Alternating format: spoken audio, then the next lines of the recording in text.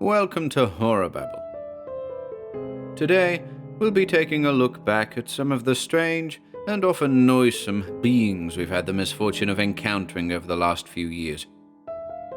From Benson's caterpillars to Smith's mother of toads, let's see how you fare in spending an evening with HorrorBabble's weird creatures. See the video description below for chapter times. We hope you enjoy the collection.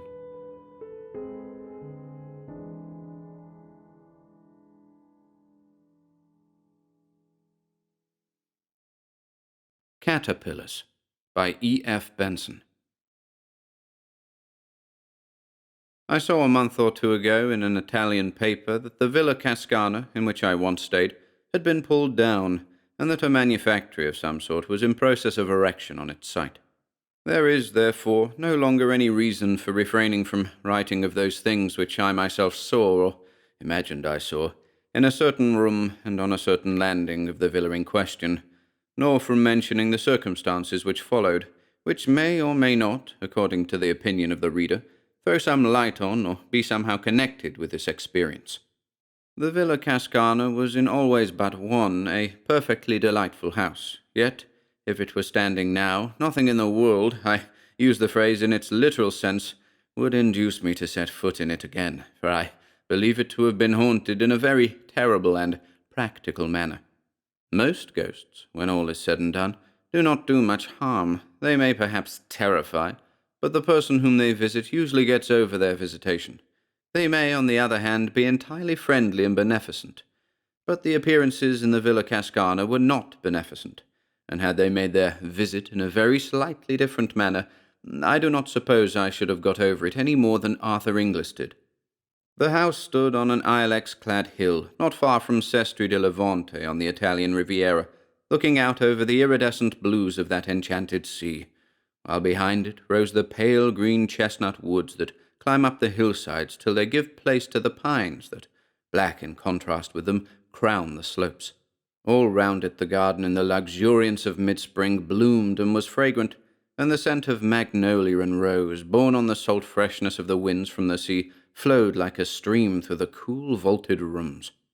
On the ground floor a broad-pillared loggia ran round three sides of the house, the top of which formed a balcony for certain rooms of the first floor. The main staircase, broad and of grey marble steps, led up from the hall to the landing outside these rooms, which were three in number, namely, two big sitting rooms and a bedroom arranged en suite. The latter was unoccupied. The sitting rooms were in use.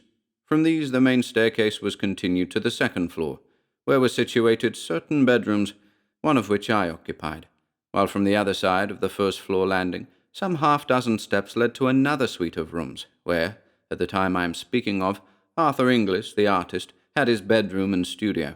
Thus the landing outside my bedroom at the top of the house commanded both the landing of the first floor and also the steps that led to Inglis's rooms. Jim Stanley and his wife, finally, whose guest I was, occupied rooms in another wing of the house, where also were the servants' quarters.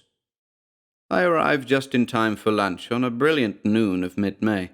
The garden was shouting with colour and fragrance, and not less delightful after my broiling walk up from the marina should have been the coming from the reverberating heat and blaze of the day into the marble coolness of the villa.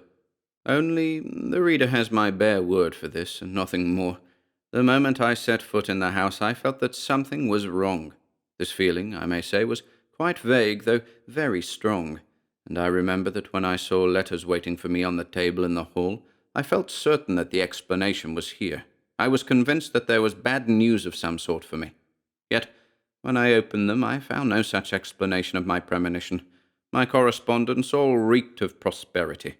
Yet this clear miscarriage of a presentiment did not dissipate my uneasiness. In that cool, fragrant house there was something wrong. I am at pains to mention this, because to the general view it may explain that, though I am as a rule so excellent a sleeper that the extinction of my light on getting into bed is apparently contemporaneous with being called on the following morning, I slept very badly on my first night in the Villa Cascana.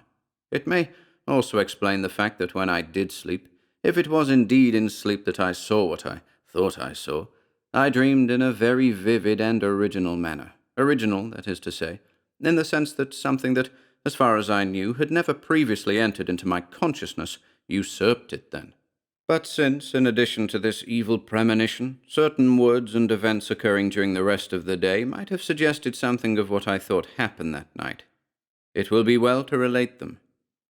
After lunch, then, I went round the house with Mrs. Stanley, and during our tour she referred, it is true, to the unoccupied bedroom on the first floor, which opened out of the room where we had lunched. "We left that unoccupied," she said, "because Jim and I have a charming bedroom and dressing room, as you saw, in the wing, and if we used it ourselves, we should have to turn the dining room into a dressing room and have our meals downstairs. As it is, however, we have our little flat there. Arthur Inglis has his little flat in the other passage, and I remembered, aren't I extraordinary, that you once said that the higher up you were in a house, the better you were pleased, so I put you at the top of the house, instead of giving you that room." It is true that a doubt, vague as my uneasy premonition, crossed my mind at this. I did not see why Mrs. Stanley should have explained all this, if there had not been more to explain. I allow, therefore, that the thought that there was something to explain about the unoccupied bedroom was momentarily present to my mind. The second thing that may have borne on my dream was this. At dinner, the conversation turned for a moment on ghosts. Inglis, with a certainty of conviction, expressed his belief that anybody who could possibly believe in the existence of supernatural phenomena was unworthy of the name of an ass. The subject instantly dropped. As far as I can recollect, nothing else occurred or was said that could bear on what follows. We all went to bed rather early, and personally I yawned my way upstairs, feeling hideously sleepy. My room was rather hot, and I threw all the windows wide, and from without poured in the white light of the moon and the love song of many nightingales. I undressed quickly and got into bed, but though I had felt so sleepy before, I now felt extremely wide awake. But I was quite content to be awake. I did not toss or turn. I felt perfectly happy listening to the song and seeing the light. Then, it is possible, I may have gone to sleep, and what follows may have been a dream. I thought, anyhow, that after a time the nightingales ceased singing and the moon sank. I thought also that if, for some unexplained reason, I was going to lie awake all night, I might as well read, and I remembered that I had left a book in which I was interested in the dining room on the first floor. So I got out of bed, lit a candle, and went downstairs. I went into the room, saw on a side table the book I had come to look for, and then, simultaneously, saw that the door into the unoccupied bedroom was open. A curious grey light, not of dawn or of moonshine, came out of it, and I looked in. The bed stood just opposite the door, a big four-poster hung with tapestry at the head. Then I saw that the greyish light of the bedroom came from the bed, or rather from what was on the bed, for it was covered with great caterpillars, a foot or more in length, which crawled over it. They were faintly luminous, and it was the light from them that showed me the room. Instead of the sucker feet of ordinary caterpillars, they had rows of pincers like crabs, and they moved by grasping what they lay on with their pincers and then sliding their bodies forward. In colour, these dreadful insects were yellowish-grey, and they were covered with irregular lumps and swellings. There must have been hundreds of them, for they formed a sort of writhing, crawling pyramid on the bed. Occasionally, one fell off onto the floor with a soft, fleshy thud, and though the floor was of hard concrete, it yielded to the pincer feet as if it had been putty, and crawling back, the caterpillar would mount onto the bed again to rejoin its fearful companions. They appeared to have no faces, so to speak, but at one end of them there was a mouth that opened sideways in respiration. Then, as I looked, it seemed to me as if they all suddenly became conscious of my presence. All the mouths, at any rate, were turned in my direction. The next moment they began dropping off the bed with those soft fleshy thuds onto the floor and wriggling towards me. For 1 second a paralysis, as of a dream, was on me. But the next I was running upstairs again to my room, and I remember feeling the cold of the marble steps on my bare feet. I rushed into my bedroom and slammed the door behind me. And then, I was certainly wide awake now. I found myself standing by my bed with the sweat of terror pouring from me. The noise of the banged door still rang in my ears. But, as would have been more usual, If this had been mere nightmare, the terror that had been mine when I saw those foul beasts crawling about the bed or dropping softly onto the floor did not cease then. Awake now, if dreaming before, I did not at all recover from the horror of dream. It did not seem to me that I had dreamed, and until dawn I sat or stood, not daring to lie down, thinking that every rustle or movement that I heard was the approach of the caterpillars. To them and the claws that bit into the cement, the wood of the door was child's play. Steel would not keep them out. But with the sweet and noble return of day, the horror vanished. The whisper of wind became benignant again. The nameless fear, whatever it was smoothed out and terrified me no longer. Dawn broke, hueless at first, then it grew dove-coloured, then the flaming pageant of light spread over the sky. The admirable rule of the house was that everybody had breakfast where and when he pleased, and in consequence it was not till lunchtime that I met any of the other members of our party, since I had breakfast on my balcony and wrote letters and other things till lunch. In fact, I got down to that meal rather late, after the other three had begun. Between my knife and fork there was a small pill-box of cardboard, and as I sat down, Inglis spoke. "Do look at that," he said. "Since you're interested in natural history, I found it crawling on my counterpane last night, and I don't know what it is. I think that before I opened the pill-box, I expected something of the sort which I found in it. Inside it, anyhow, was a small caterpillar, greyish-yellow in colour, with curious bumps and excrescences on its rings.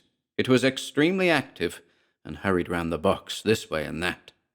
Its feet were unlike the feet of any caterpillar I ever saw. They were like the pincers of a crab. I looked and shut the lid down again. "No, I don't know it," I said, "but it looks rather unwholesome. What are you going to do with it?"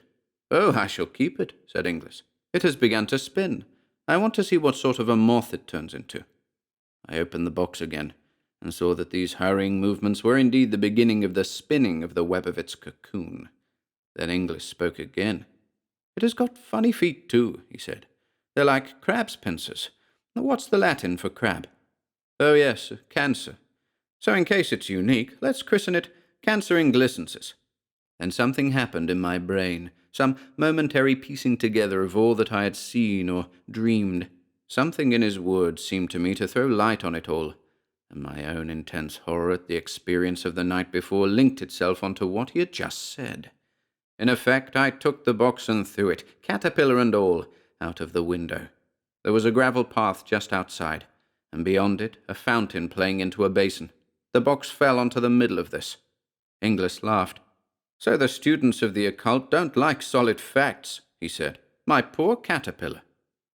The talk went off again at once onto other subjects, and I've only given in detail as they happen these trivialities, in order to be sure myself that I have recorded everything that could have borne on occult subjects or on the subject of caterpillars. But at the moment when I threw the pill-box into the fountain, I lost my head. My only excuse is that, as is probably plain, the tenant of it was, in miniature, exactly what I had seen crowded onto the bed in the unoccupied room. And though this translation of those phantoms into flesh and blood, or whatever it is that caterpillars are made of, ought perhaps to have relieved the horror of the night, as a matter of fact it did nothing of the kind. It only made the crawling pyramid that covered the bed in the unoccupied room more hideously real. After lunch we spent a lazy hour or two strolling about the garden or sitting in the loggia, and it must have been about 4 o'clock when Stanley and I started off to bathe down the path that led by the fountain into which I had thrown the pill-box.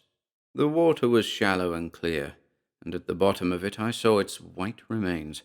The water had disintegrated the cardboard, and it had become no more than a few strips and shreds of sodden paper. The centre of the fountain was a marble Italian Cupid, which squirted the water out of a wine-skin held under its arm, and crawling up its leg was the caterpillar. Strange and scarcely credible as it seemed, it must have survived the falling to bits of its prison and made its way to shore, and there it was, out of arm's reach, weaving and waving this way and that as it evolved its cocoon. Then, as I looked at it, it seemed to me again that, like the caterpillar I had seen last night, it saw me, and breaking out of the threads that surrounded it, it crawled down the marble leg of the Cupid and began swimming like a snake across the water of the fountain towards me. It came with extraordinary speed. The fact of a caterpillar being able to swim was new to me, and in another moment was crawling up the marble lip of the basin. Just then Inglis joined us. "Why, if it isn't old Cancer Inglissensis again," he said, catching sight of the beast. "What a tearing hurry it is in." We were standing side by side on the path, and when the caterpillar had advanced to within about a yard of us, it stopped and began waving again, as if in doubt as to the direction in which it should go. Then it appeared to make up its mind, and crawled onto Inglis's shoe. "It likes me best," he said, "but I don't really know that I like it. And as it won't drown, I think perhaps—" He shook it off his shoe onto the gravel path and trod on it. All afternoon the air got heavier and heavier, with the sirocco that was without doubt coming up from the south, and that night again I went up to bed feeling very sleepy. But below my drowsiness, so to speak, there was the consciousness, stronger than before, that there was something wrong in the house, that something dangerous was close at hand. But I fell asleep at once, and how long after I do not know, either woke or dreamed I awoke, feeling that I must get up at once, or I should be too late. Then, dreaming or awake, I lay and fought this fear, telling myself that I was but the prey of my own nerves, disordered by sirocco or what not, and at the same time quite clearly knowing in another part of my mind, so to speak, that every moment's delay added to the danger. At last this second feeling became irresistible, and I put on coat and trousers and went out of my room onto the landing. And then I saw that I had already delayed too long, and that I was now too late. The whole of the landing of the first floor below was invisible under the swarm of caterpillars that crawled there. The folding doors into the sitting room from which opened the bedroom where I had seen them last night were shut, but they were squeezing through the cracks of it and dropping one by one through the keyhole, elongating themselves into mere string as they passed, and growing fat and lumpy again on emerging.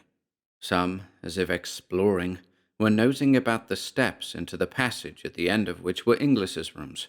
Others were crawling on the lowest steps of the staircase that led up to where I stood. The landing, however, was completely covered with them.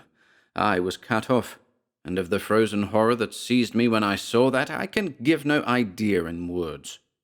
Then at last a general movement began to take place, and they grew thicker on the steps that led to Inglis's room.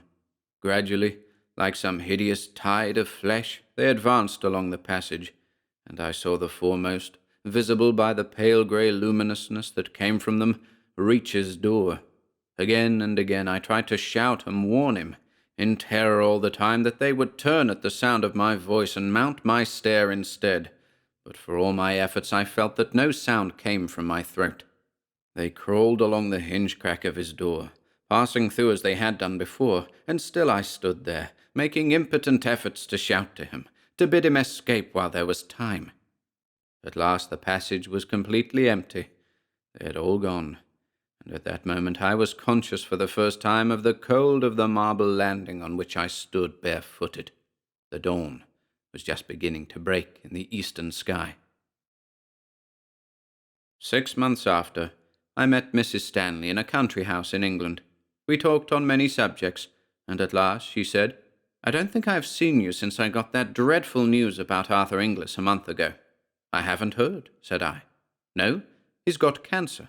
They don't even advise an operation, for there is no hope of a cure. He is riddled with it, the doctors say." Now during all these 6 months I do not think a day had passed on which I had not had in my mind the dreams, or whatever you like to call them, which I had seen in the Villa Cascana. "It is awful, is it not?" she continued, "and I feel I can't help feeling that he may have—" "Caught it at the villa?" I asked.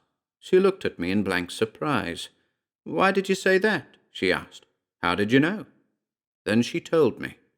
In the unoccupied bedroom a year before, there had been a fatal case of cancer. She had, of course, taken the best advice, and had been told that the utmost dictates of prudence would be obeyed so long as she did not put anybody to sleep in the room, which had also been thoroughly disinfected and newly whitewashed and painted. But The Creeper in the Crypt by Robert Bloch. 1. In Arkham, where ancient gables point like wizards' fingers to the sky. Strange tales are told. But then, strange tales are always current in Arkham. There is a tale for every rotting ruin, a story for every little corpse-eye window that stares out at the sea when the fog comes up. Here, fantastic fancy seems to flourish, nourished at the shriveled witch-paps of the town itself, sucking the graveyards dry of legend, and draining at the dark dugs of superstition. For Arkham was a queer place once, abode of witch and warlock, familiar and fiend. In olden days, the king's men cleared the town of wizardry. Again, in 1818, the new government stepped in to destroy some particularly atrocious burrows in and about some of the more ancient houses and, incidentally, to dig up a graveyard better left untouched. Then, in 1869, came the great immigrant panic in Old Town Street, when the mouldering mansion of Cyrus Hook was burned to the ground by fear-crazed foreigners. Even since then there have been scares. The affair of the witch house, and the peculiar episodes attendant upon the fate of certain missing children at All Hallows Time, have caused their share of talk. But that isn't why the G-men stepped in. The federal government is usually uninterested in supernatural stories. That is, they were, up to the time I told the authorities about the death of Joe Rigetti. That's how they happened to come. I brought them. Because, you see, I was with Joe Rigetti just before he died, and shortly after. I didn't see him die, and I'm thankful for that. I don't think I could have stood watching if what I suspect is true. It's because of what I suspect that I went to the government for help. They've sent men down here now to investigate, and I hope they find enough to convince them that what I have told them is actual fact. If they don't find the tunnels, or I was mistaken about the trapdoor, at least I can show them Joe Rigetti's body. That ought to convince anybody, I guess. I can't blame them for being skeptical, though. I was skeptical myself once, and so were Joe Rigetti and his mob, I suppose. But since then, I have learned that it is wiser not to scoff at what one does not understand. There are more things on earth than those who walk about upon its surface. There are others that creep and crawl below. 2. I had never heard of Joe Rigetti until I was kidnapped. That isn't so hard to understand. Rigetti was a gangster and a stranger in the town. I'm descended from Sir Ambrose Abbott, one of the original settlers. At the time of which I speak, I was living alone in the family place on Bascom Street. The life of a painter demands solitude. My immediate family was dead, and although socially prominent through accident of birth, I had but few friends. Consequently, it is hard to understand why Rigetti chose me to kidnap first, but then he was a stranger. Later, I learned that he had been in town only a week, staying, ostensibly, at a hotel with 3 other men, none of whom was subsequently apprehended. But Joe Rigetti was a totally unknown factor in my mind, until that night when I left Tarleton's party at his home on Sewell Street. It was one of the few invitations I had accepted in the past year. Tarleton had urged me, and as he was an old friend, I obliged. It had been a pleasant evening. Brent, the psychiatrist, was there, and Colonel Warren, as well as my old companions of college days, Harold Gore and the Reverend Williams. After a pleasant enough evening, I left, planning to walk home as I usually did, by choice. It was a lovely evening, with a dead moon wrapped in a shroud of clouds riding the purple sky. The old houses looked like silver palaces in the mystic moonlight, deserted palaces in a land where all but memories are dead. For the streets of Arkham are bare at midnight, and over all hangs the age-old enchantment of days gone by. Trees tossed their twisted tops to the sky and stood like furtive conspirators in little groups together, while the wind whispered its plots through their branches. It was a night to inspire the fabulous thoughts and imaginative morbidities I loved so well. I walked slowly, contentedly, my thoughts free and far away. I never saw the car following me, or the man lurking ahead in the gloom.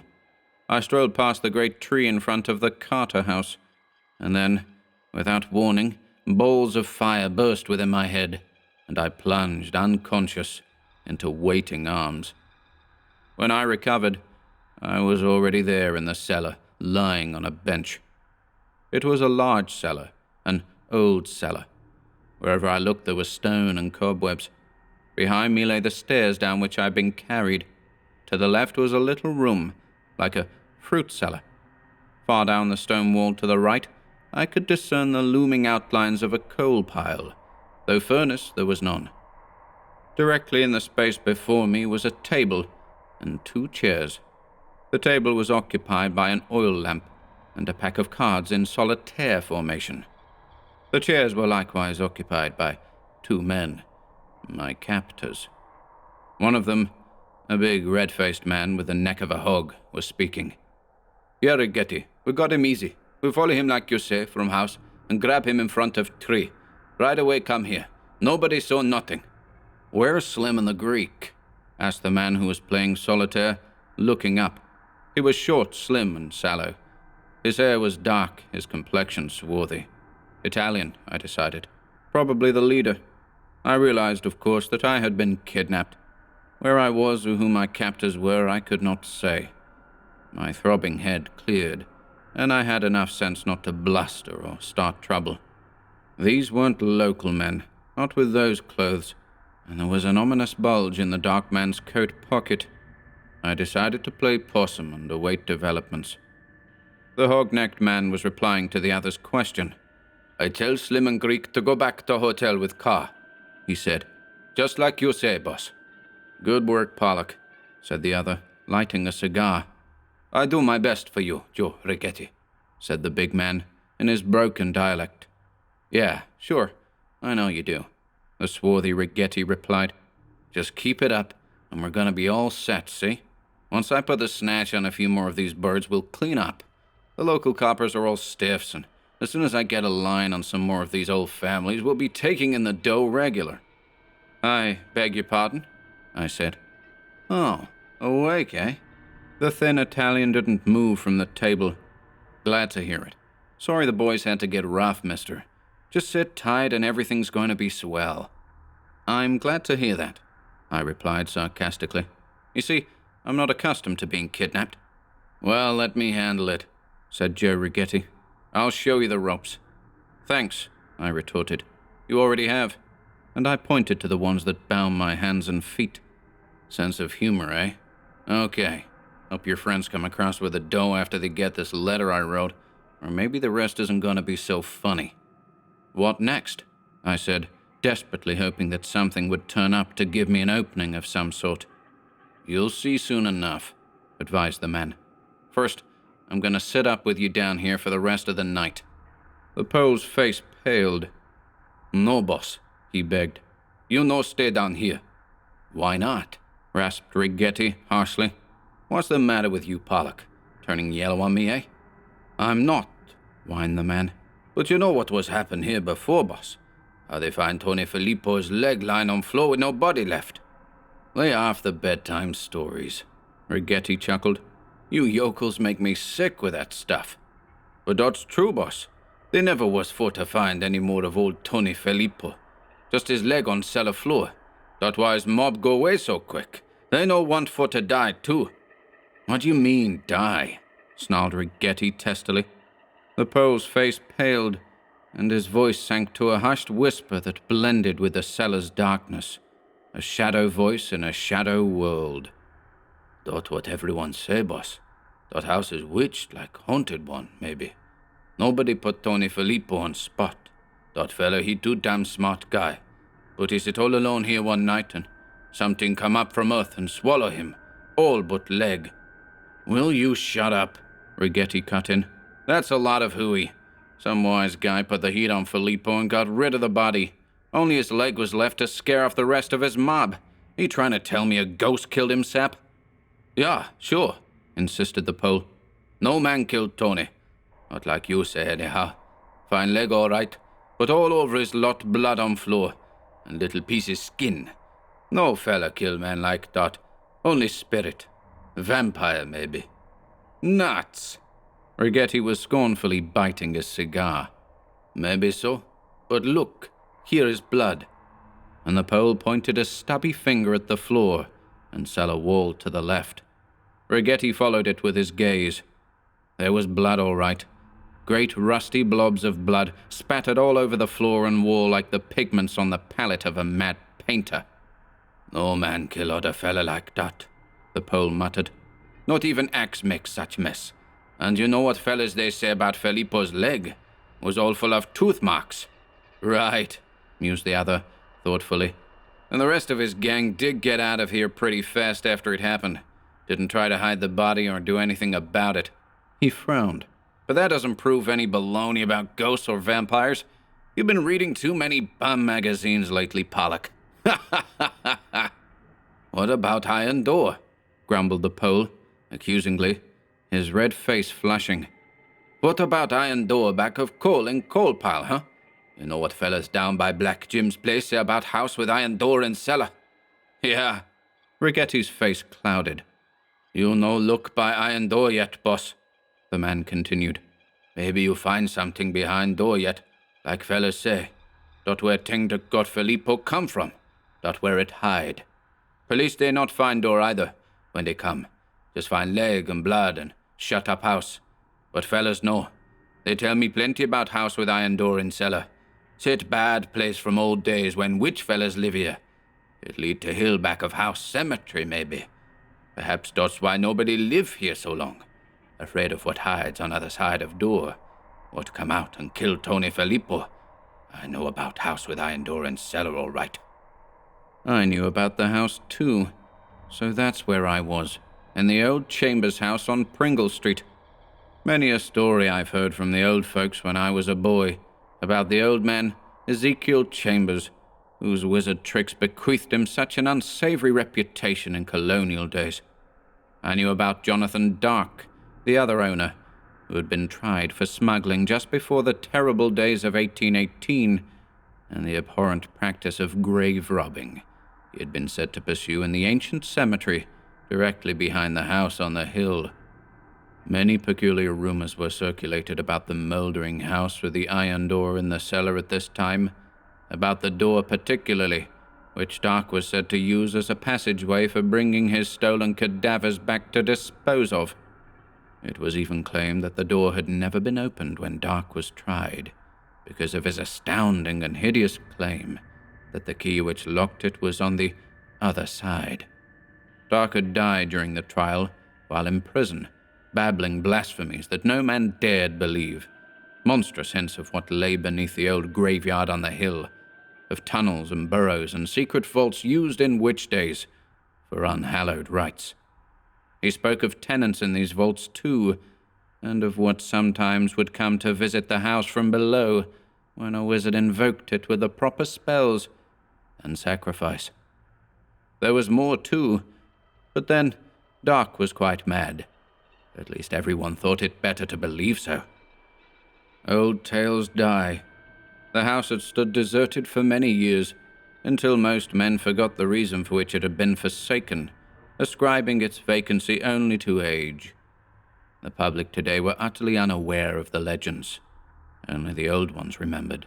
The old ones who whispered their stories to me when I was a boy. So this was the dark house to which I had been brought. And this was the very cellar of the tales in question. I gathered from the remarks between Rigetti and the superstitious Pole that another gang had recently used it for a hideaway, until the death of their leader.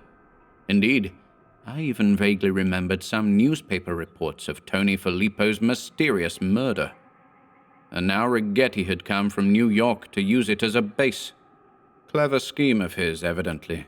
Coming to an old New England town and kidnapping the local gentry to hold for ransom, then hiding them away in some old deserted house so conveniently protected by superstition.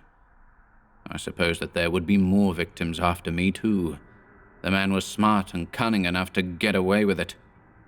These thoughts flashed through my mind during the argument between the Pole and his leader, but their altercation came to an abrupt halt. "I wish you get out of here," the Pole was saying. "If you stay only one night, dot ting he come. Dot soul Tony Filippo stay." "Shut up, you fool. Didn't we stay here last night, too, before the job? And nothing happened." "Yeah, sure, I know. But we stay upstairs, not by cellar. Why not keep feller upstairs? Because we can't afford to risk being seen," Rigetti snapped wearily. "Now, cut the chatter." He turned to me. "Listen, you. I'm sending this guy out with a ransom letter right now, to your friends back at the party. All you have to do is keep your mouth shut and sit tight. But any funny business means you're through, see?" I kept silent. "Take him in there, Pollock, and tie him up." Rigetti indicated a fruit cellar adjacent to the stairs. The Pole, still grumbling, dragged me across the floor and into the room. He lit a candle, casting strange shadows over the cobwebbed, dust-drowned shelving on the walls. Jars of preserves still stood untouched, storing, perhaps, the crop of 100 years ago. Broken jars were still strewn about on the tottering table. As I glanced about, the Pole tossed me into a chair beside the rickety board and proceeded to lash me to it firmly with a stout rope. I was not gagged or blindfolded again, though the choking atmosphere about me served as a good substitute for both. He left me, closing the door.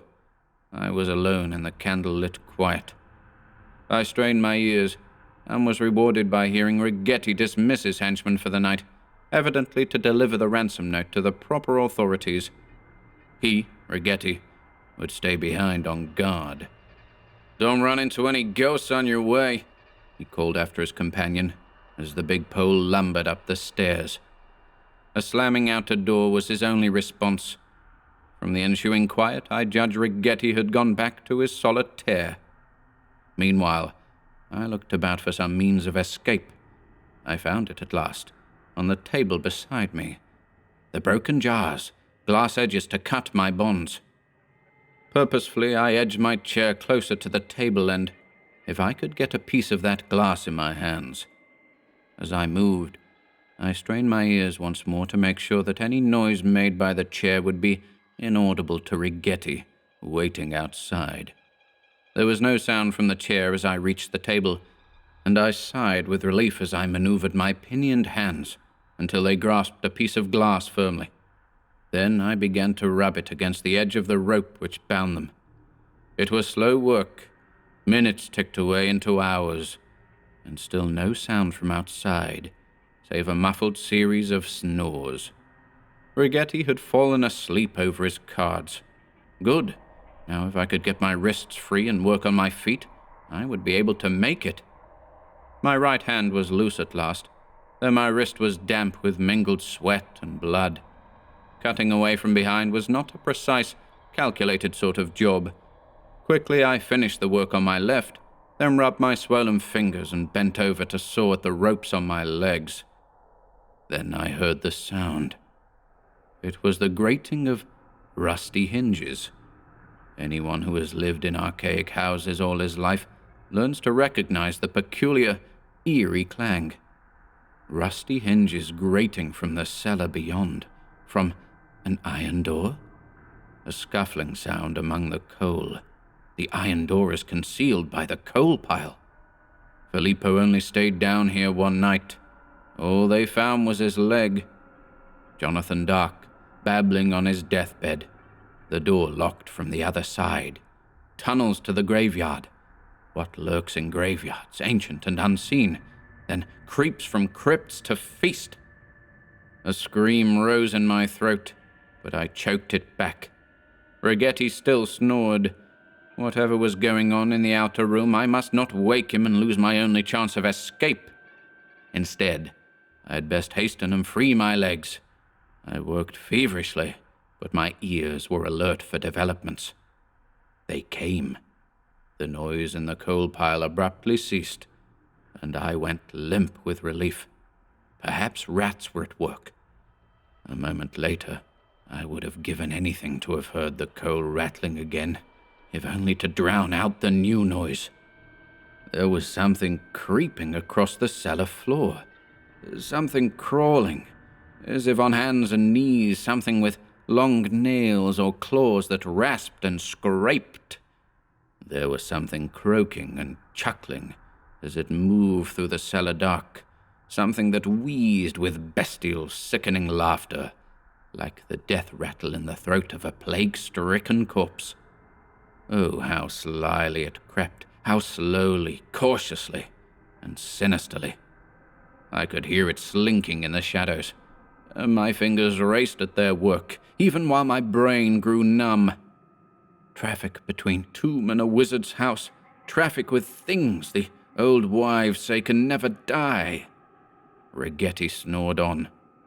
What bides below in caverns that can be invoked by the proper spell or the sight of prey? Creep, and then Rigetti awoke. I heard him scream once. He didn't even have time to get up or draw his gun.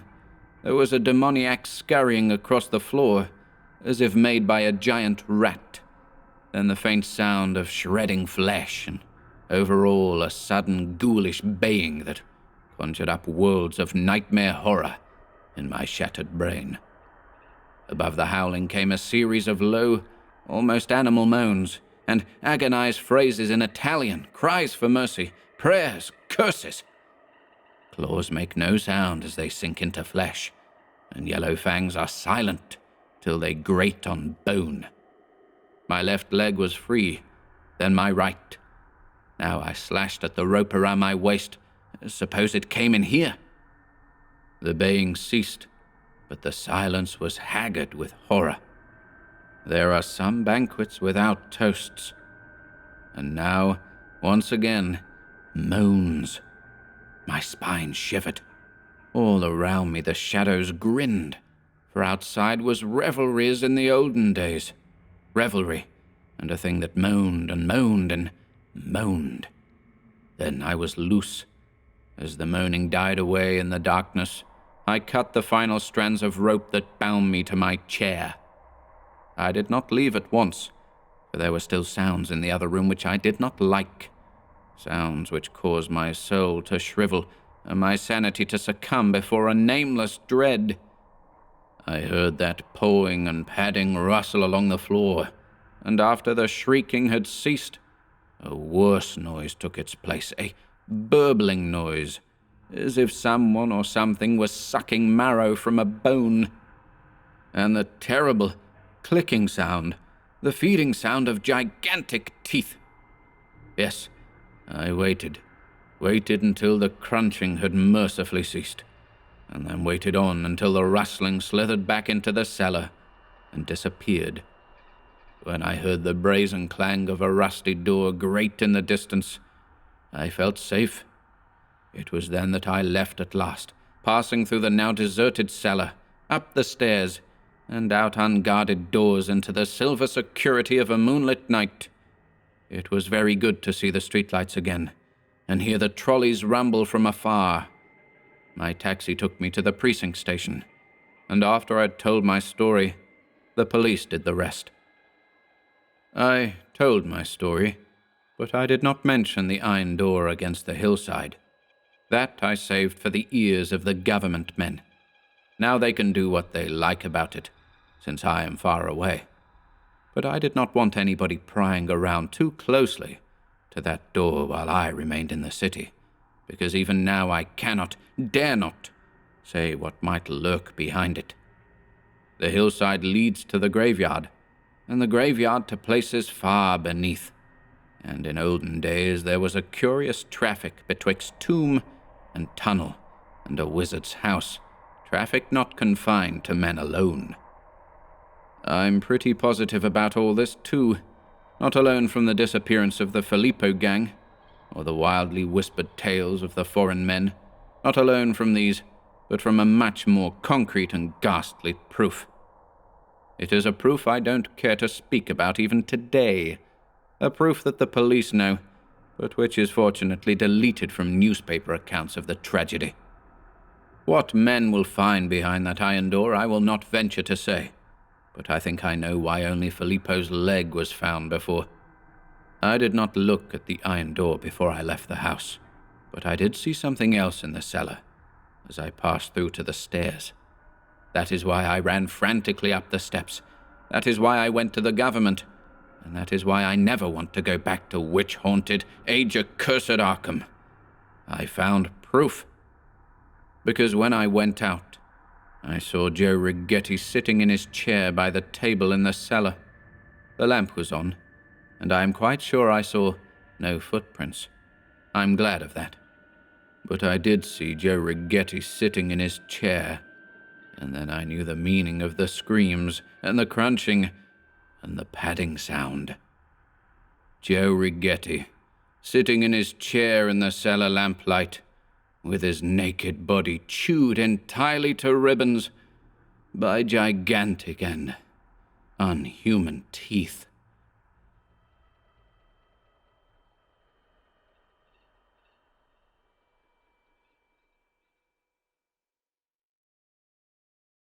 ABO by Walter Delamere. I looked up over the top of my book at the portrait of my great-grandfather and listened in astonishment to the sudden peal of the bell, which clanged and clanged in straggling decisive strokes until, like a dog gone back to his kennel, it slowed, slackened, and fell silent again. A bell has an unfriendly tongue. It is a router of wits, a messenger of alarms. Even in the quiet of twilight it may resemble a sour virago's din. At a late hour, when the world is snug in nightcap and snoring is the only harmony, it is the devil's own discordancy. I looked over my book at my placid ancestor, I say, and listened on even after the sound had been stilled. To tell the truth, I was more than inclined to pay no heed to the summons, and, secure in the kind warmth and solitude of my room, to ignore so rude a remembrancer of the world. Before I could decide either way, yet again the metal tongue clattered, as icily as a martinet. It pulled me to my feet. Then, my tranquillity, my inertia destroyed, it was useless and profitless to take no heed. I vowed vengeance. I would pounce sourly upon my visitor, thought I. I would send him back double-quick into the darkness of the night, and, if this were some timid feminine body, which God forfend, an antic and a grimace would effectually put such a one to rout. I rose, opened the door, and slid cautiously in my slippers to the bolted door. There I paused to climb up on a chair in an endeavour to spy out on the late-comer from the fanlight, to take his size, to analyse his intentions, but standing there even on tiptoe I could see not so much as the crown of a hat. I clambered down, and, after a dismal rattling of chain and shooting of bolts, flung open the door. Upon my top step, 8 steps run down from the door to the garden and 2 more into the street, stood a little boy. A little boy with a ready tongue in his head, I perceived by the smirk at the corner of his mouth. A little boy of spirit, too, for the knees of his knickerbockers were patched. This I perceived by the light of a lamp-post which stands over against the doctor's house. Grimaces were wasted on this sturdy youngster in his red flannel neckerchief. I eyed him with pursed lips. "Mr. Paluther?" said the little boy, his fists deep in the pockets of his jacket. "Who asks for Mr. Paluther?" said I pedagogically. "Me," said the little boy. "What does me want with Mr. Paluther at so untoward an hour? Eh, my little man? What the gracious do you mean by making clangor with my bell and waking the stars when all the world's asleep, and fetching me out of the warmth to this windy doorstep? I have a mind to pull your ear." Such sudden eloquence somewhat astonished the little boy. His boyness seemed, I fancied, to leave him in the lurch. He was at school out of season. He retrogressed a few steps. "Please, sir, I've got a letter for Mr. Paluther," the gentleman said. He turned his back on me. "But as he ain't here, I'll take it back." He skipped down the step, and at the bottom lustily set to whistling the Marseillaise. My dignity was hurt, and a coward. "Come, come, my little man," I called. "I myself am Mr. Paluther." Whistled the little boy. "Give me the letter," said I peremptorily. "I've got to give it into the gentleman's own hands," said the little boy. "Come, give me the letter," said I persuasively. "I've got to give it into the gentleman's own hands," said the little boy doggedly. "And you don't see a corner of the envelope. Come, my boy, here's a sixpence." He eyed me suspiciously. "Chestnuts," said he, retiring a step or two. "See, a silver sixpence for the honest messenger," said I. "Honest be blowed," said he. "Put it on the step and go behind the door. I'll come up for the tanner and put the letter on the step. Catch a weasel?" I wanted the letter. I trusted my boy, so I put the sixpence on the top step and retired behind the door. He was true to his word. With a wary eye and a whoop of triumph he made the exchange. He doubled his fist on the sixpence and retired into the garden. I came like a felon out of the stocks for my letter. The letter was addressed simply, Peluther, in uncommon, careless handwriting, so careless indeed that I hardly recognized the scholarly penmanship of my friend Dugdale. Forgetful of the messenger, who yet lingered upon my garden path, I shut the door and bustled into my study. I was reminded of his presence and of my discourtesy by a rattling shower of stones upon the panels of my door, and by the sound of the Marseillaise startling the distant trees of the quiet square. "Dear, dear me," said I, perching my spectacles most unskilfully. Indeed, I was not a little perturbed by this untimely letter, for only a few hours ago I had walked and smoked with dear old Dugdale in his own pleasant garden, in his own gentle twilight. For twilight seems to soothe to sleep the flowers of my old friend's garden with gentler hands than she can have vouchsafed even to the gardens of Solomon. I opened my letter in trepidation, only a little reassured of Dugdale's safety by the superscription written in his own handwriting. This is the burden of the letter. "Dear friend Pell, I am writing in a fever. Come at once. Antiquities. The lumber. A mere scrawl. Come at once, or I begin without you. R.D." Antiquities was the peak of the climax of this summons, the golden word. All else might be meaningless, as indeed it was. Come at once. Antiquities. I bustled into my coat, and was pelting at perilous speed down my 8 steps before the Marseillaise had ceased to echo from the adjacent houses. Isolated wayfarers no doubt imagined me to be a doctor bent on enterprise of life or death. Truly an unvenerable appearance was mine, but Dugdale was itching to begin, and haste spelt glory. His white house lay not a mile distant, and soon the squeal of his gate upon its hinges comforted my heart and gave my lungs pause. Dugdale himself also, the noise brought flying down into his drive to greet me. He was without his coat. Under his arm was clumsily tucked a spade. His cheeks were flushed with excitement.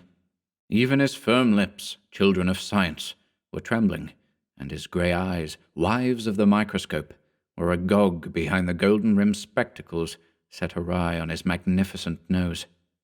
I squeezed his left hand, and thus together we hurried up the steps. "Have you begun?" said I. "Just on the move when you came round the corner," said he. "Would you believe it? Old Roman or Druidical, God knows." Excitement and panting made me totter, and I was dismayed at the thought of my digestion. We hurried down the passage to his study, which was in great disorder and filled with a vexing dust, hardly reminiscent of his admirable housemaid, and with a most unpleasant, mouldy odour of damp paper, I conjecture. Dugdale seized a ragged piece of parchment which lay upon the table, and pressed it into my hand. He sank back into his well-worn leather armchair, the spade resting against his knee, and energetically set to polishing his glasses. I looked fixedly at him. He flourished his long forefinger at me fussily, shaking his head, eager for me to get on. Rudely scrawled upon the chart was a diagram rectangular in shape with divers scrawls in red ink, and crazy figures. I drove my brains into the open, with vain threats and cudgelling. No, I could make nothing of it. A small chest or coffer upon the floor, of a curious workmanship, overflowing with dusty and stained papers and parchments, betrayed whence the chart had come. I looked at Dugdale. "What does it mean?" said I, a little disappointed, for many a trick of the foolish and of the fraudulent has sent me on an idle errand in search of antiquities. "My garden," said Dugdale, sweeping his hand towards the window, then triumphantly pointing to the chart in my hand. "I have studied it. My uncle, the antiquarian. It is genuine. I have had suspicions. Ah, yes, every one of yours. I'm not blind. It may be anything. I dig at once. Come and help, or go to the—" He shouldered his spade, in which action he shivered a precious little porcelain cup upon a cabinet. He never so much as blinked at the calamity. He slackened not an inch his triumphant march to the door. Well, what is a £5 note in one's pocket to a sixpence discovered in a gutter? I caught up the pick and another shovel. "Bravo, Peluther," said he, and we strutted off arm in arm into the pleasant and spacious garden which lay at the back of the house. I felt proud as a drummer boy. In the garden Dugdale whipped out of his pocket a yard measure, and having lighted a wax candle, stuck it with its own grease in a recess of the wall, after which he knelt down upon the mould with transparent sedateness and studied the chart by the candlelight, very clear and conspicuous in the darkness. "Yew tree 10 yards north by 7 east, 3 square. It's mere ABC, upon my word." He darted away to the bottom of the garden. I followed in a canter by the path between the darkened roses. All was blackness except where the candlelight bleached the old bricks of Dugdale's wall and glittered upon the dewy trees. At the squat old yew tree he beckoned me. I had repeatedly beseeched him to fell the ugly thing, but he would not. "Hold the reel," said he, with trembling fingers offering me the yard measure. Away he went. 10 yards by how much? 5, I think, said I. "Spellikins," said Dugdale, and bustled away to the house for the chart. His shirt-sleeves winked between the bushes. He fetched back with him the chart and another candlestick. "Do wake up, Peluther, wake up!" "Oh, 7, wake up!" I was shivering with excitement, and my teeth sounded like a skeleton swaying in the wind. He measured the yards and marked the place on the soil with his spade. "Now then, to work," said he, and set the example by a savage slash at a pensive gloire de Dijon.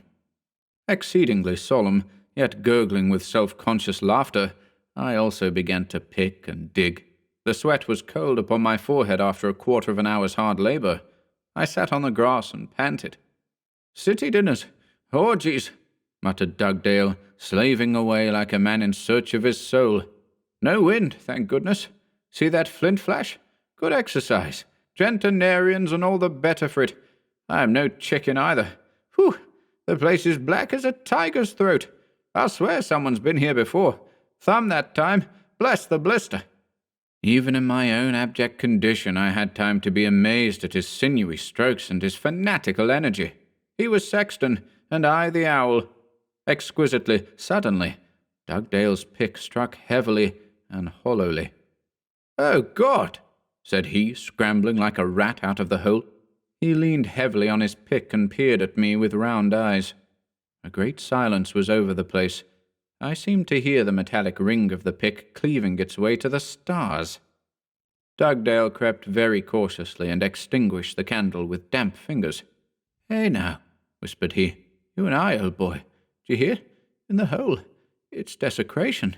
It's as glum a trade as body-snatching. Hush! Who's that?" His hand pounced on my shoulder. We craned our necks. A plaintive howl grew out of the silence and faded into the silence. A black cat leapt the fence and disappeared with a flutter of leaves. "That black beast!" said I, gazing into the wormy hole. "I would like to wait and think." "No time," said Dugdale, doubtfully bold. "The hole must be filled up before dawn, or Jenkinson will make inquiries. Tut, tut, what's that noise of thumping? Oh, yes, all right." He clapped his hand on his chest. "Now, Ratty, like mice." Ratty had been my nickname a very long time ago. We set to work again. Each tap of pick or shovel chased a shiver down my spine, and after great labour, we excavated a metallic chest. "Pell, you're a brick. I told you so," said Dugdale. We continued to gaze at our earthly spoil. One strange and inexplicable discovery we made was this. A thickly rusted iron tube ran out from the top of the chest into the earth, and thence by surmise we traced it to the trunk of the dwarfed yew tree, and, with the light of our candles, eventually discovered its termination embedded in a boss between two gnarled encrusted branches a few feet up. We were unable to drag out the chest without first disinterring the pipe. I eyed it with perplexity. "Come and get a saw," said Dugdale. "It's strange, eh?" He turned a mottled face to me. The air seemed to be slightly phosphorescent. Whether he had suspicions that I should force open the lid in his absence, I know not. At any rate, I willingly accompanied him to the tool house. We brought back a handsaw. Dugdale greased it plentifully with a candle, and I held the pipe while he sawed. What the purpose or use of the pipe might be, I puzzled my brains in vain to discover. "Perhaps," said Dugdale, pausing, saw in hand, "perhaps it's a delicate merchandise, and needs fresh air." "Perhaps it is not," said I, unaccountably vexed at his halting speech. He seemed to expect no different answer, and again set busily to work. The pipe vibrated at his vigour, dealing me little shocks and numbing my fingers. At last the chest was free. We tapped it with our fingers. We scraped off flakes of mould and rust with our nails. I knelt and put my eye to the end of the pipe. Dugdale pushed me aside and did likewise. I am assured that passing in his brain was a sequence of ideas exactly similar to my own. We nursed our excitement. We conceived the wildest fantasies. We brought forth litters of surmises. Perhaps just the shadow of apprehension lurked about us. Possibly a familiar spirit may have tapped our shoulders. Then, at the same instant, we both began to pull and push vigorously at the chest, but in such a confined space, for the hole was ragged and unequal, its weight was too great for our strength. "A rope," said Dugdale. "Let's go together again. Two old boys in the plot." He laughed hypocritically. "Certainly," said I, amused at his suspicions and wiles. Again, we stepped away to the tool shed and returned with a coil of rope. The pick being used as a lever, we were soon able to haul the chest out of its hole. "Duty first," said Dugdale, shoveling the loose earth into the cavity. I imitated him. And over the place of the disturbance, we planted the dying rose bush, already hanging drooping leaves. "Jenkinson's eyes are not microscopes, but he's damned inquisitive." Jenkinson, incidentally, was an old gentleman who lived in the house next to Dugdale, one who, having no currants in his own bun, must needs pick and steal his neighbour's. But he is dumb in the grave now, and out of hearing of any cavilling tongue. Dugdale swore, but a man would be a saint or a fool who could refrain from swearing under the circumstance. Even I displayed blasphemous knowledge and was not ashamed. Dugdale took one end, and I the other side of the chest. Together we carried it with immense difficulty, for the thing was prodigiously weighty, to the study. We cleared away all the furniture to the sides of the room. We placed the chest in the middle of the floor, so that we might gloat upon it at our ease. With the fire shovel, for we had neglected to bring the spade, Dugdale scraped away mould and rust, and upon the top of the chest appeared 3 letters, initial to a word, I conjectured, which originally ran the whole width of the side, but the greater part of which had been rendered illegible by the action of the soil. A.B.O. were the letters. "I have no idea," said Dugdale, peering at this barely perceptible record. "I have no idea," I echoed vaguely. "And would to God we had forthwith carried the chest unopened to the garden, and buried it deeper than deep." "Let us open it," said I, after arduous examination of the inscription. The fire flames glittered upon dear old Dugdale's glasses. He was a chilly man, and at a suggestion of east wind would have a fire set blazing. The room was snug and cosy. I remembered the carved figure of a Chinese god grinning at me in a very palpable manner as I handed Dugdale his chisel. May he forgive me. The intense silence was ominous. In a cranny at the lid of the chest he inserted the tool. He looked at me queerly. At the second jerk, the steel snapped. "Dugdale," said I, eyeing the Chinese god, "let's leave well alone." "Eh?" said he, in an unfamiliar voice. Have naught to do with the thing. What, eh? Said he, sucking his finger, the nail of which he had broken in his digging. He hesitated an instant. We must get another chisel, said he, laughing. But somehow I cared for the laugh not at all. It was not the fair, bleak laugh of Dugdale. He took my arm in his, and for the third time we made our way to the tool shed. It's fresh and sweet, said I, sniffing the air of the garden. My eyes beseeched Dugdale. Aye, so it is, said he. When he again set to work upon the chest, he prized open the lid at the first effort. The scrap of broken steel rang upon the metal of the chest. A faint and unpleasant odour became perceptible. Dugdale remained in the position the sudden lift of the lid had given his body, his head bent slightly forward over the open chest. I put one hand upon the side of the chest. My fingers touched a little cake of hard stuff. I looked into the chest. I took a step forward and looked in. Yellow cotton wool lined the leaden sides and was thrust into the interstices of the limbs of the creature which sat within. I will speak without emotion. I saw a flat, malformed skull, and meagre arms and shoulders clad in coarse, fawn hair. I saw a face thrown back a little, bearing hideous and ungodly resemblance to the human face, its lids heavy blue and closely shut with coarse lashes and tangled eyebrows. This I saw, this the monstrous antiquity hid in the chest which Dugdale and I dug out of the garden.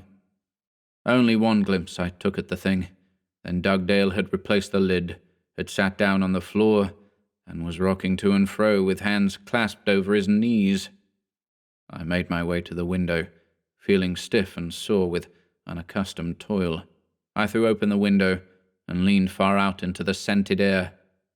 The sweetness of the flowers eddied into the room. The night was very quiet. For many minutes so I stood counting a row of poplars at the far end of the garden. Then I returned to Dugdale. It's the end of the business, said I. My gorge rises with despair of life. Swear it, my dear old Dugdale. I implore you to swear that this shall be the end of the business. We will go bury it now. I swear it, Pelutha. Pell. The bitterness of his childish cry is venomous even now. But hear me, old friend, he said. I am too weak now. Come tomorrow at this time, and we will bury it together. The chest stood in front of the fire. The metal was green with verdigris. We went out of the room, leaving the glittering candles to their watch, and in my presence Dugdale turned the key in the lock of the door. He walked with me to the church, and there we parted company. A damnable thing, said Dugdale, shaking my hand. I wagged my head woefully.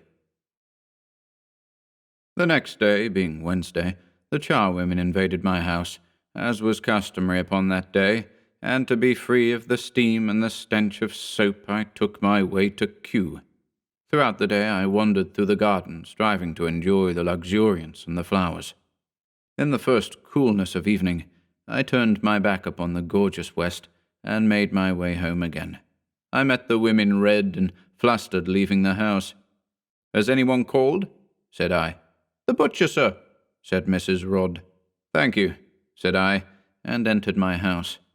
Now in the twilight, as I sat down at my own fireside, my surroundings recalled most vividly the scene of the night. I leaned heavily in my chair, feeling faint and sick, and in so doing was much inconvenienced by some hard thing in the pocket of my jacket pressed to my side by the arm of the chair. I rummaged in my pocket and brought out the little cake of hard green substance which had been in the mouth of the chest.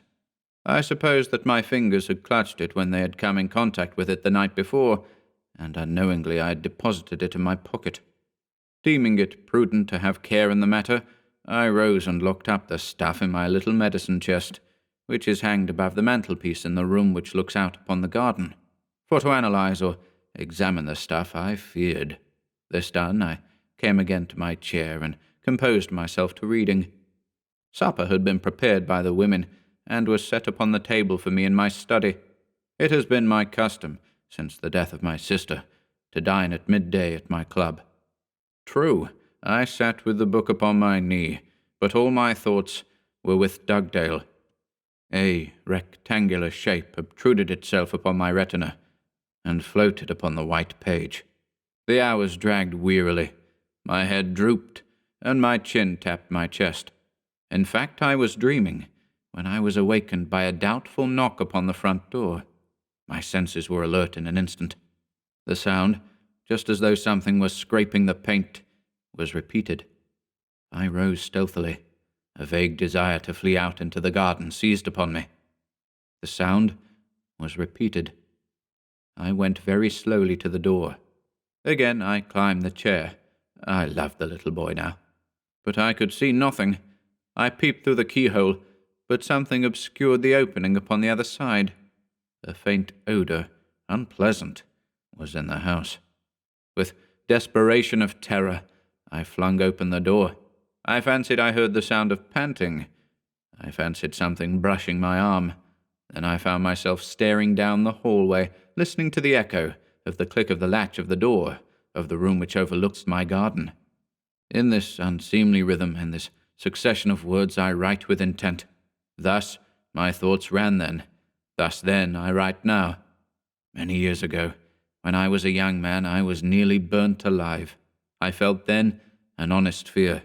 This was a dim, skulking horror of soul and an inhuman depravity. It is impossible for me to tell of my horrid strivings of brain.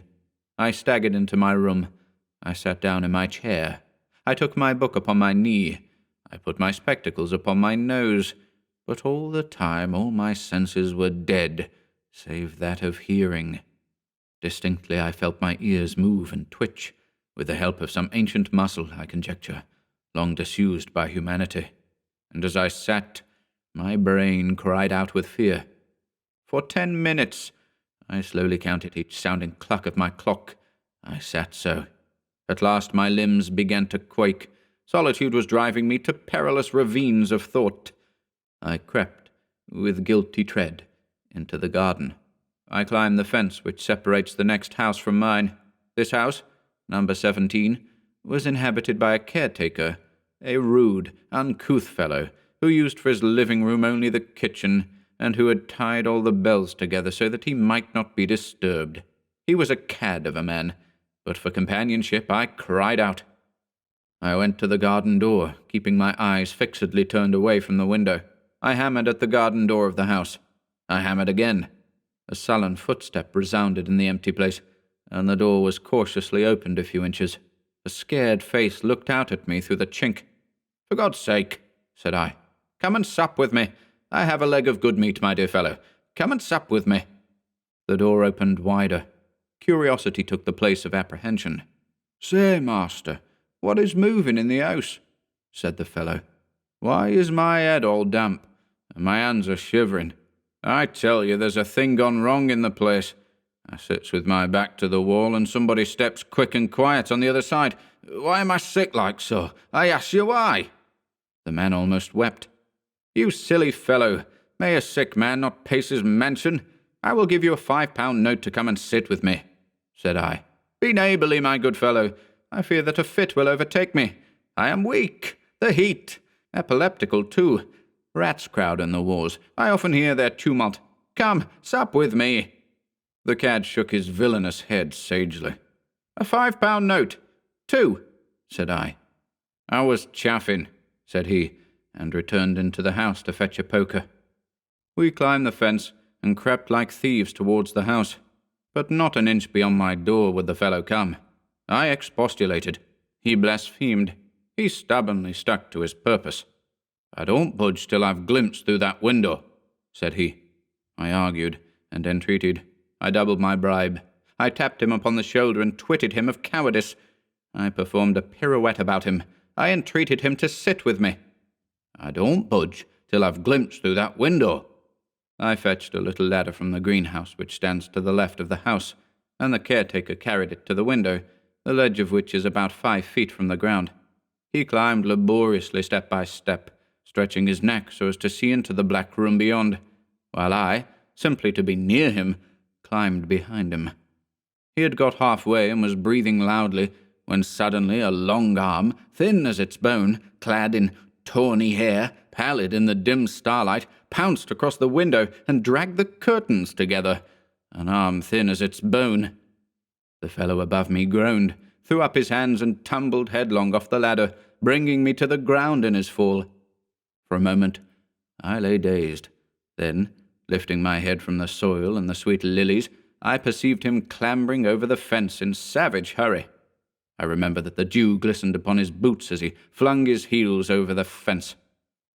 Presently I was upon my feet and pelting after him. But he was a younger man, and when I reached the door at the back of his house, he had already bolted and barred it. To all my prayers and knockings he paid no attention. Notwithstanding, I feel certain that he sat listening upon the other side, for I discerned a hoarse breathing, like the breathing of an asthmatic. "You've left the poker! I bring you the poker!" I bellowed, but he made no answer. Again I climbed the fence, now determined to leave the house free for the thing to roam and to ravage, nor to return till daylight was come. I crept quietly through the haunted place. As I passed the room, I distinguished a sound, like the sound of a humming top, of incessant gabble. I ran and opened the front door, and just then, as I peered out upon the street, a beggar, clothed in rags, shuffled past the garden gate. I leapt down the steps. "Here, my good man," said I, speaking with difficulty, for my tongue seemed stiff and glutinous. He turned with an odd whine, and shuffled towards me. "Are you hungry?" said I. "Have you an appetite? Just a stubborn yearning for a delicate snack of prime Welsh lamb?" The scraggy wretch nodded, and gesticulated with warty hands. Come in, I screamed. "You shall eat a meal, poor man. How dire is civilization in rags, evil fortune, socialism, millionaires, I'll be bound. Come in. I was weeping with delight. He squinted at me with suspicion, and again waved his hands. By these movements, and by his articulate cries, I fancied the man was dumb. He was vexed with a serious impediment in his speech, I now conjecture. He was manifesting mistrust. He snuffled. "Oh, no," said I. "Come in, my man, and welcome. I am lonely, a bohemian. Ancient books are musty company. Come sit and cheer me with an honest appetite. Take a glass of wine with me." I patted the wretch on the back. I gripped his arm. In my tragic acting, moreover, I hummed a little song to prove my indifference. He tottered upon my steps in front of me. His shoes were mended with brown paper, and the noise of his footsteps was like the rustle of a lady's silk dress. I blithely followed him into the house, leaving the door wide open, so that the clean night air might go through the house, so that the clatter of the railroad, which lies behind the doctor's house, might prove the reality of the world. I sat the beggar down in an armchair. I plied him with meat and drink. He luxuriated in the good fare. He guzzled my claret. He gnawed bones and crust like a bony beast, considering me the while, apprehensive of being reft of his meal. He snarled and he gobbled. He puffed, he mouthed, and he chawed. He was a bird of prey, a cat, a wild beast, and a man. His belly was the only truth. He had chanced on heaven, and awaited the archangel's trump of banishment. Yet, in the midst of his ravenous feeding, terror was netting him too. Full of my own fear, in watching his hands shivering and the pallor overspreading his grimy face, I took delight. Still, he ate furiously, flouting his fears. All the while I was thinking desperately of the horrid creature which was in my house, the while I sat grinning at my guest, the while I was inciting him to eat, drink, and be merry, the while I analyzed each deplorable action of the rude fellow, and sickened at his beastliness, the vile consciousness of that thing on its secret errand, prowling within scent, never left me. That abortion. A-B-O. Abortion. I knew then. On a sudden, just as the tramp, having lifted the lamb bone, had set his teeth to gnawing at the gristly knuckle, there came to my ears the sound of breaking glass, and then a rustling. No extraordinary sound. A rustling sound of a hand wandering upon the panel of a door. But the beggar had heard what speech cannot make intelligible. I felt younger on that day than I have since my childhood. I was drunken with terror. My beggar, dropping his tumbler of wine but still clutching the lambone, scrambled to his feet and eyed me with pale grey pupils set in circles of white. His dirty, bleached face was stained with his meal. Dirt seamed his skin. I took his hand in mine. I caught up the lamp and held it on high. The beggar and I stood in the doorway, gazing into the darkness. The lamplight faintly lit the familiar passage. It gleamed on the door of the room whose window overlooks my garden. The handle of the door was silently turning. The door was opening, almost imperceptibly. The beggar's pulse throbbed furiously. My elbow was pressed against his arm. And a very thin, abnormal thing, a fawn shadow, came out of the room and pattered past the beggar and me. My jaws fell asunder, nor could I shut them so that I might speak. Tighter I clutched the beggar, and we fled out together. Standing upon the topmost of the steps, we peered down the street. Afar off, with ponderous tread, walked a policeman, playing the light of his lantern upon the windows of the houses and the doors. Presently he drew near to a lamp, to where flitted a monstrous shadow. I saw the policeman turn suddenly round about. With fluttering coat-tails, he ran furiously down a little lane, which leads to many bright shops. The beggar and I spent the rest of the night upon the doorstep. Sometimes he made vain splutterings of speech and vexed gesticulations, but generally we waited speechless and motionless as two stuffed owls. At the first faint ray of dawn, which leapt above the doctor's house opposite, the beggar flung away my hand, hopped blindly down the steps and, pausing not to open the gate, vaulted over it, and was immediately gone. I scarcely felt surprise. The green-shaded lamp, which stood upon the doorstep, slowly burned itself out. The sun rose gladly. The sparrows made the morning noisy as they fluttered and fought in their busy foraging. I think my round eyes vaguely watched them. Soon after 8, the postman brought me a letter, and this was the letter. God forgive me, friend, and help me to write sanely. A miserable curiosity has proved too strong for me. I went back to my house, now woefully strange to me. I could not sleep. Now pacing with me in my own bedroom, now wrapped in its unholy sleep, the thing is always with me. Each picture, indeed each chair, however severely I strove to discipline my thoughts, carried with it a pregnant suggestion. In the middle of the night I took my way downstairs and opened the door of my study. My book seemed to me disconsolate friends offended. The case stood as we had left it, we, you and I, when we locked the door upon the tragedy. In fear and trembling, I went a little farther into the room. 2 steps had I taken when I discovered that the lid no longer shut the thing from the stars, that the lid was gaping open.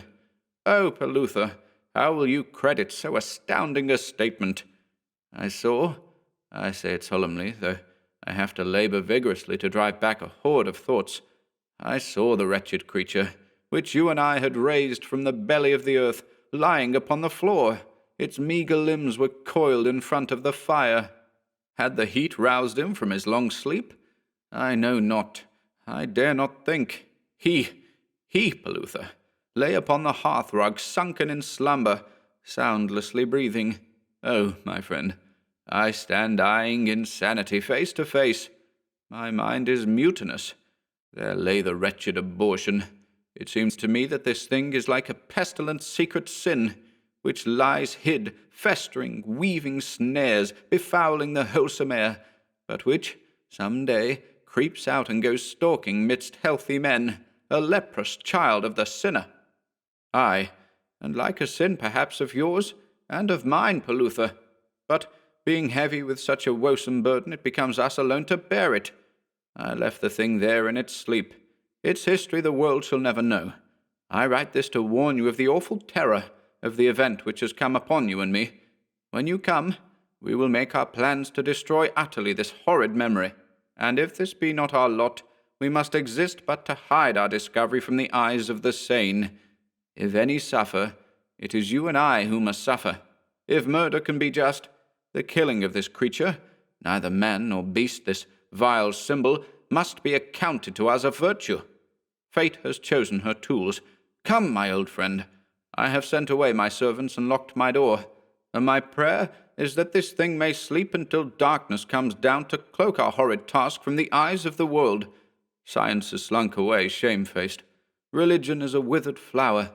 Oh, my friend, what shall I say? How shall I regain myself?" I perceived that Dugdale omitted to post this letter in time to reach me on the second evening. I bitterly deplore the omission. From the slender record of this letter, I leave you to deduce whatever conclusions you may. I may suppose that at some time of the second day, perhaps while I was rambling through the green places of Kew, Dugdale had again visited the thing and had found it awake, alert, vigilant, in his room. No man spied upon my friend in those hours. Sometimes in the quietude I fancy I hear an odd footfall upon my threshold. In the brilliant sunshine I drove in a four-wheeled cab to Dugdale's house, for my limbs were weak and would hardly bear my body. I limped up the garden path and the familiar steps with the help of 2 sticks. The door was ajar. I entered. I found Dugdale in his study. He was sitting in the chest with a Bible resting on one of the sides. He looked at me. For we are but of yesterday, and know nothing because our days upon earth are a shadow. What is life, Pelutha? A vain longing for death. What is beauty? A question of degree. And sin is in the air, child of disease and death and springing up and hatred of life. Fawn hair has beauty, and as for bones, surely less for the worms. Worms? Through lead? Pelutha, my dear old Pell, through lead? He gazed at me like a child gazing at a bright light. "Come," said I. "The air is bland, and the sun is fierce and warm. Come." I could say no more. "But the sunlight has no meaning to me now," said he. "That breeder of corruption, tall here and a monstrous being, walks under my skull, strangling all the other beings, puny and sapless. I have one idea, conception, vivid faintness, a fierce red, horrid idea, and a phenomenon too. You see, it is when a deep, abstract belief rots into loathing, when hope is eaten away by horrors of sleep and a mad longing for sleep. Mad! Yet fawn hair is not without beauty, provided, Pelutha, provided, through lead." A vain, idle report has been set about by the malicious. Oh, was there not reason and logical sequence in his conversation with me? I give it for demonstration's sake. I swear that he is not mad. A little eccentric. Surely all clever men are eccentric. A little aged. I swear solemnly that my dear friend Dugdale was not mad. He was a just man. He wronged no one. He was a benevolent, kindly gentleman, and fine in intellect. Say you that he was eccentric, not mad? Tears ran down my cheeks as I looked at him. The Beast in the Cave by H.P. Lovecraft.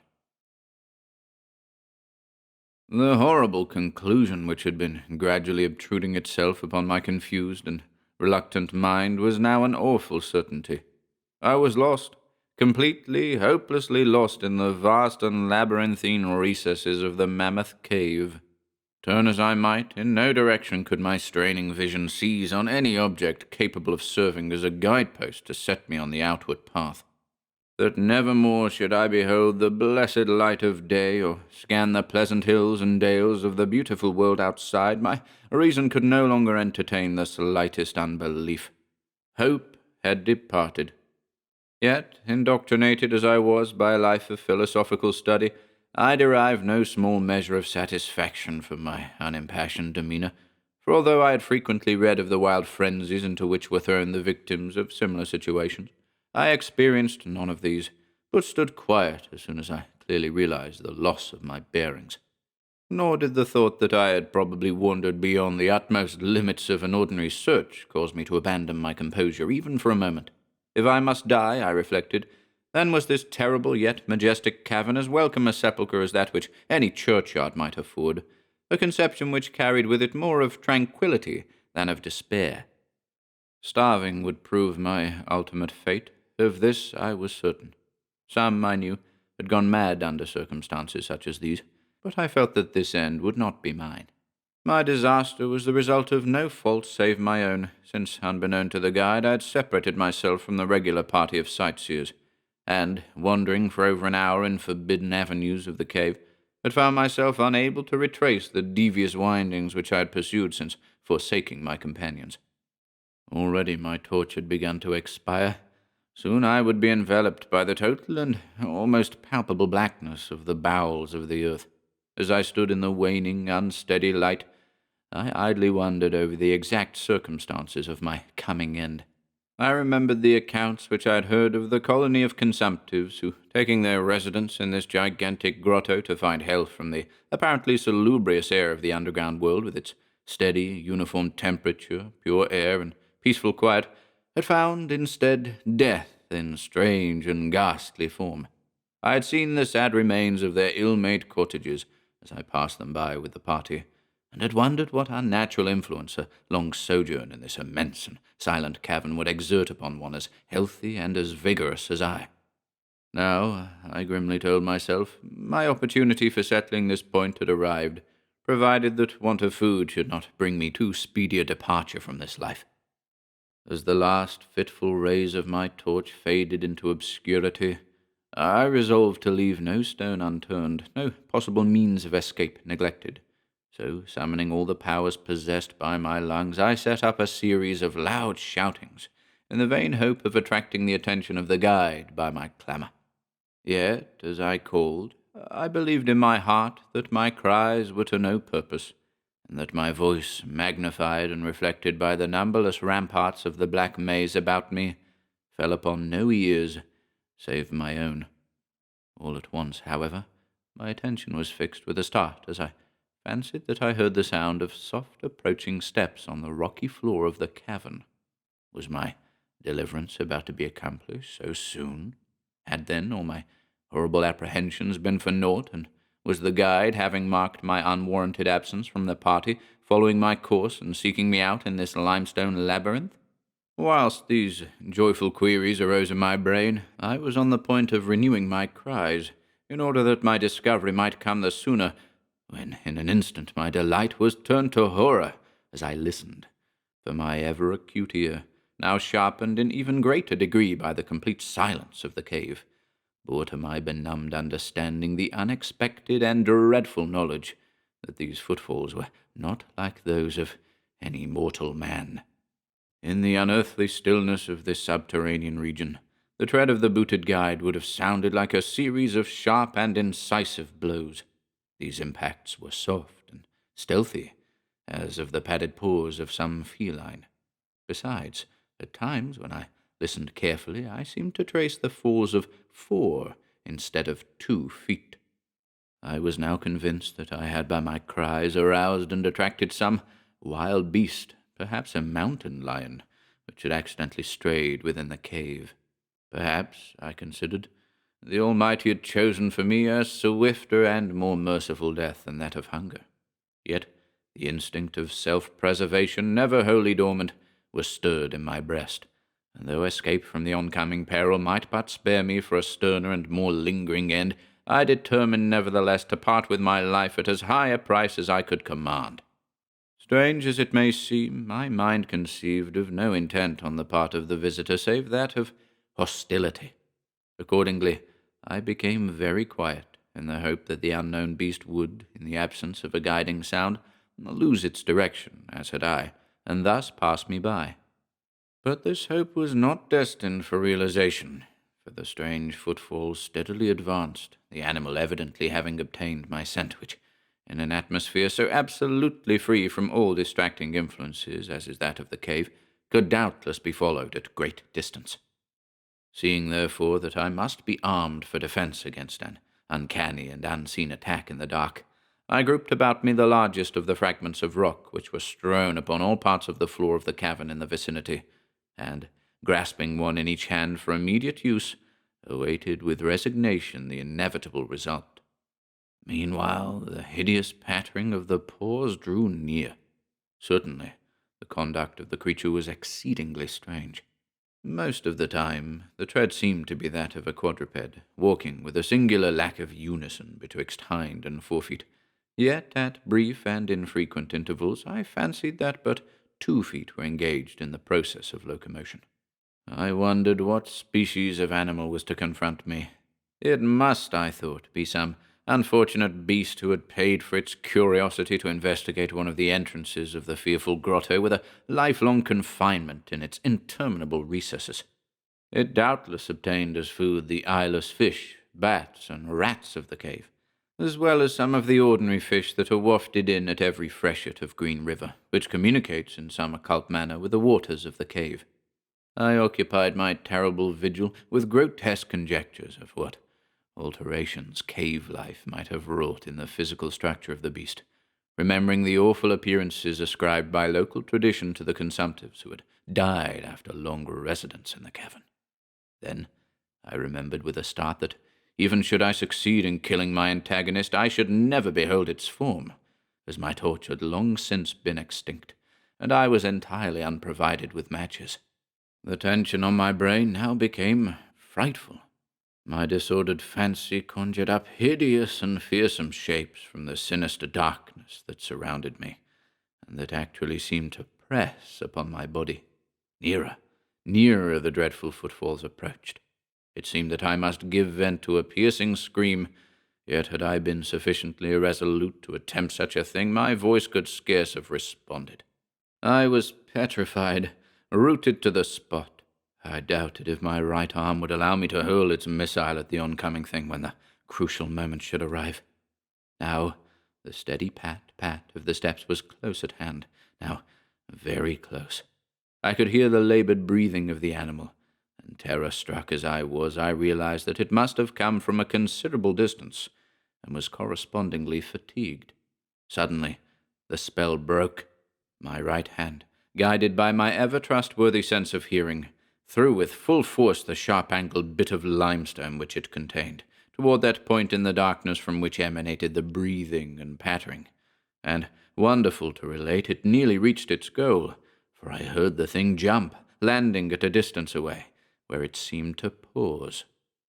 Having readjusted my aim, I discharged my second missile, this time most effectively, for with a flood of joy I listened as the creature fell in what sounded like a complete collapse, and evidently remained prone and unmoving. Almost overpowered by the great relief which rushed over me, I reeled back against the wall. The breathing continued in heavy, gasping inhalations and expirations, whence I realized that I had no more than wounded the creature, and now all desire to examine the thing ceased. At last something allied to groundless, superstitious fear had entered my brain, and I did not approach the body, nor did I continue to cast stones at it in order to complete the extinction of its life. Instead, I ran at full speed in what was, as nearly as I could estimate in my frenzied condition, the direction from which I had come. Suddenly I heard a sound, or rather, a regular succession of sounds. In another instant they had resolved themselves into a series of sharp, metallic clicks. This time there was no doubt. It was the guide. And then I shouted, yelled, screamed, even shrieked with joy as I beheld in the vaulted arches above the faint and glimmering effulgence which I knew to be the reflected light of an approaching torch. I ran to meet the flare, and before I could completely understand what had occurred, was lying upon the ground at the feet of the guide, embracing his boots and gibbering, despite my boasted reserve, in a most meaningless and idiotic manner, pouring out my terrible story, and at the same time overwhelming my auditor with protestations of gratitude. At length I awoke to something like my normal consciousness. The guide had noted my absence upon the arrival of the party at the entrance of the cave, and had, from his own intuitive sense of direction, proceeded to make a thorough canvass of the by-passages just ahead of where he had last spoken to me, locating my whereabouts after a quest of about 4 hours. By the time he had related this to me, I, emboldened by his torch and his company, began to reflect upon the strange beast which I had wounded but a short distance back in the darkness, and suggested that we ascertain, by the rushlight's aid, what manner of creature was my victim. Accordingly, I retraced my steps, this time with a courage born of companionship, to the scene of my terrible experience. Soon we descried a white object upon the floor, an object whiter even than the gleaming limestone itself. Cautiously advancing, we gave vent to a simultaneous ejaculation of wonderment. For of all the unnatural monsters either of us had in our lifetimes beheld, this was in surpassing degree the strangest. It appeared to be an anthropoid ape of large proportions, escaped perhaps from some itinerant menagerie. Its hair was snow-white, a thing due no doubt to the bleaching action of a long existence within the inky confines of the cave, but it was also surprisingly thin, being indeed largely absent save on the head, where it was of such length and abundance that it fell over the shoulders in considerable profusion. The face was turned away from us, as the creature lay almost directly upon it. The inclination of the limbs was very singular, explaining, however, the alternation in their use which I had before noted, whereby the beast used sometimes all four, and on other occasions but two for its progress. From the tips of the fingers or toes, long nail-like claws extended. The hands or feet were not prehensile, a fact that I ascribed to that long residence in the cave, which, as I before mentioned, seemed evident from the all-pervading and almost unearthly whiteness so characteristic of the whole anatomy. No tail seemed to be present. The respiration had now grown very feeble, and the guide had drawn his pistol with the evident intent of dispatching the creature, when a sudden sound emitted by the latter caused the weapon to fall unused. The sound was of a nature difficult to describe. It was not like the normal note of any known species of simian, and I wondered if this unnatural quality were not the result of a long-continued and complete silence, broken by the sensations produced by the advent of the light, a thing which the beast could not have seen since its first entrance into the cave. The sound, which I might feebly attempt to classify as a kind of deep-toned chattering, was faintly continued. All at once a fleeting spasm of energy seemed to pass through the frame of the beast. The paws went through a convulsive motion, and the limbs contracted. With a jerk, the white body rolled over so that its face was turned in our direction. For a moment I was so struck with horror at the eyes thus revealed that I noted nothing else. They were black, those eyes, deep, jetty black, in hideous contrast to the snow-white hair and flesh. Like those of other cave denizens, they were deeply sunken in their orbits, and were entirely destitute of iris. As I looked more closely, I saw that they were set in a face less prognathous than that of the average ape, and infinitely more hairy. The nose was quite distinct. As we gazed upon the uncanny sight presented to our vision, the thick lips opened, and several sounds issued from them, after which the thing relaxed in death. The guide clutched my coat sleeve and trembled so violently that the light shook fitfully, casting weird moving shadows on the walls about us. I made no motion, but stood rigidly still, my horrified eyes fixed upon the floor ahead. Then fear left, and wonder, awe, compassion, and reverence succeeded in its place, for the sounds uttered by the stricken figure that lay stretched out on the limestone had told us the awesome truth. The creature I had killed, the strange beast of the unfathomed cave, was, or had at one time been, a man. Hey, You Down There, by Harold Rolseth. Calvin Spender drained his coffee cup and wiped his mouth with the back of his hand. He burped loudly and then proceeded to fill a corncob pipe with coarsely shredded tobacco. He scratched a match across the top of the table, and holding it to his pipe, he sucked noisily until billows of acrid smoke poured from his mouth. Dora Spender sat across the table from her husband, her breakfast scarcely touched. She coughed lightly, and then, as no frown appeared on Calvin's brow, she said, "Are you going to dig in the well this morning, Calvin?" Calvin fixed his small, red-rimmed eyes upon her, and, as if she had not spoken, said, "Get going at the chores right away. You're going to be hauling up dirt." "Yes, Calvin," Dora whispered. Calvin cleared his throat, and the action caused his Adam's apple to move rapidly under the loose red skin on his neck. He rose from the table and went out of the kitchen door, kicking viciously at the tawny cat which had been lying on the doorstep. Dora gazed at him and wondered for the 1000th time what it was that Calvin reminded her of. It was not some other person. It was something else. Sometimes it seemed as though the answer was about to spring to her mind, as just now when Calvin had cleared his throat, but always it stopped just short of her consciousness. It was disturbing to know with such certainty that Calvin looked like something other than himself, and yet not know what that something was. Some day, though, Dora knew, the answer would come to her. She rose hurriedly from the table and set about her chores. Halfway between the house and the barn, a donut-shaped mound of earth surrounded a hole. Calvin went to the edge of the hole and stared down into it distastefully.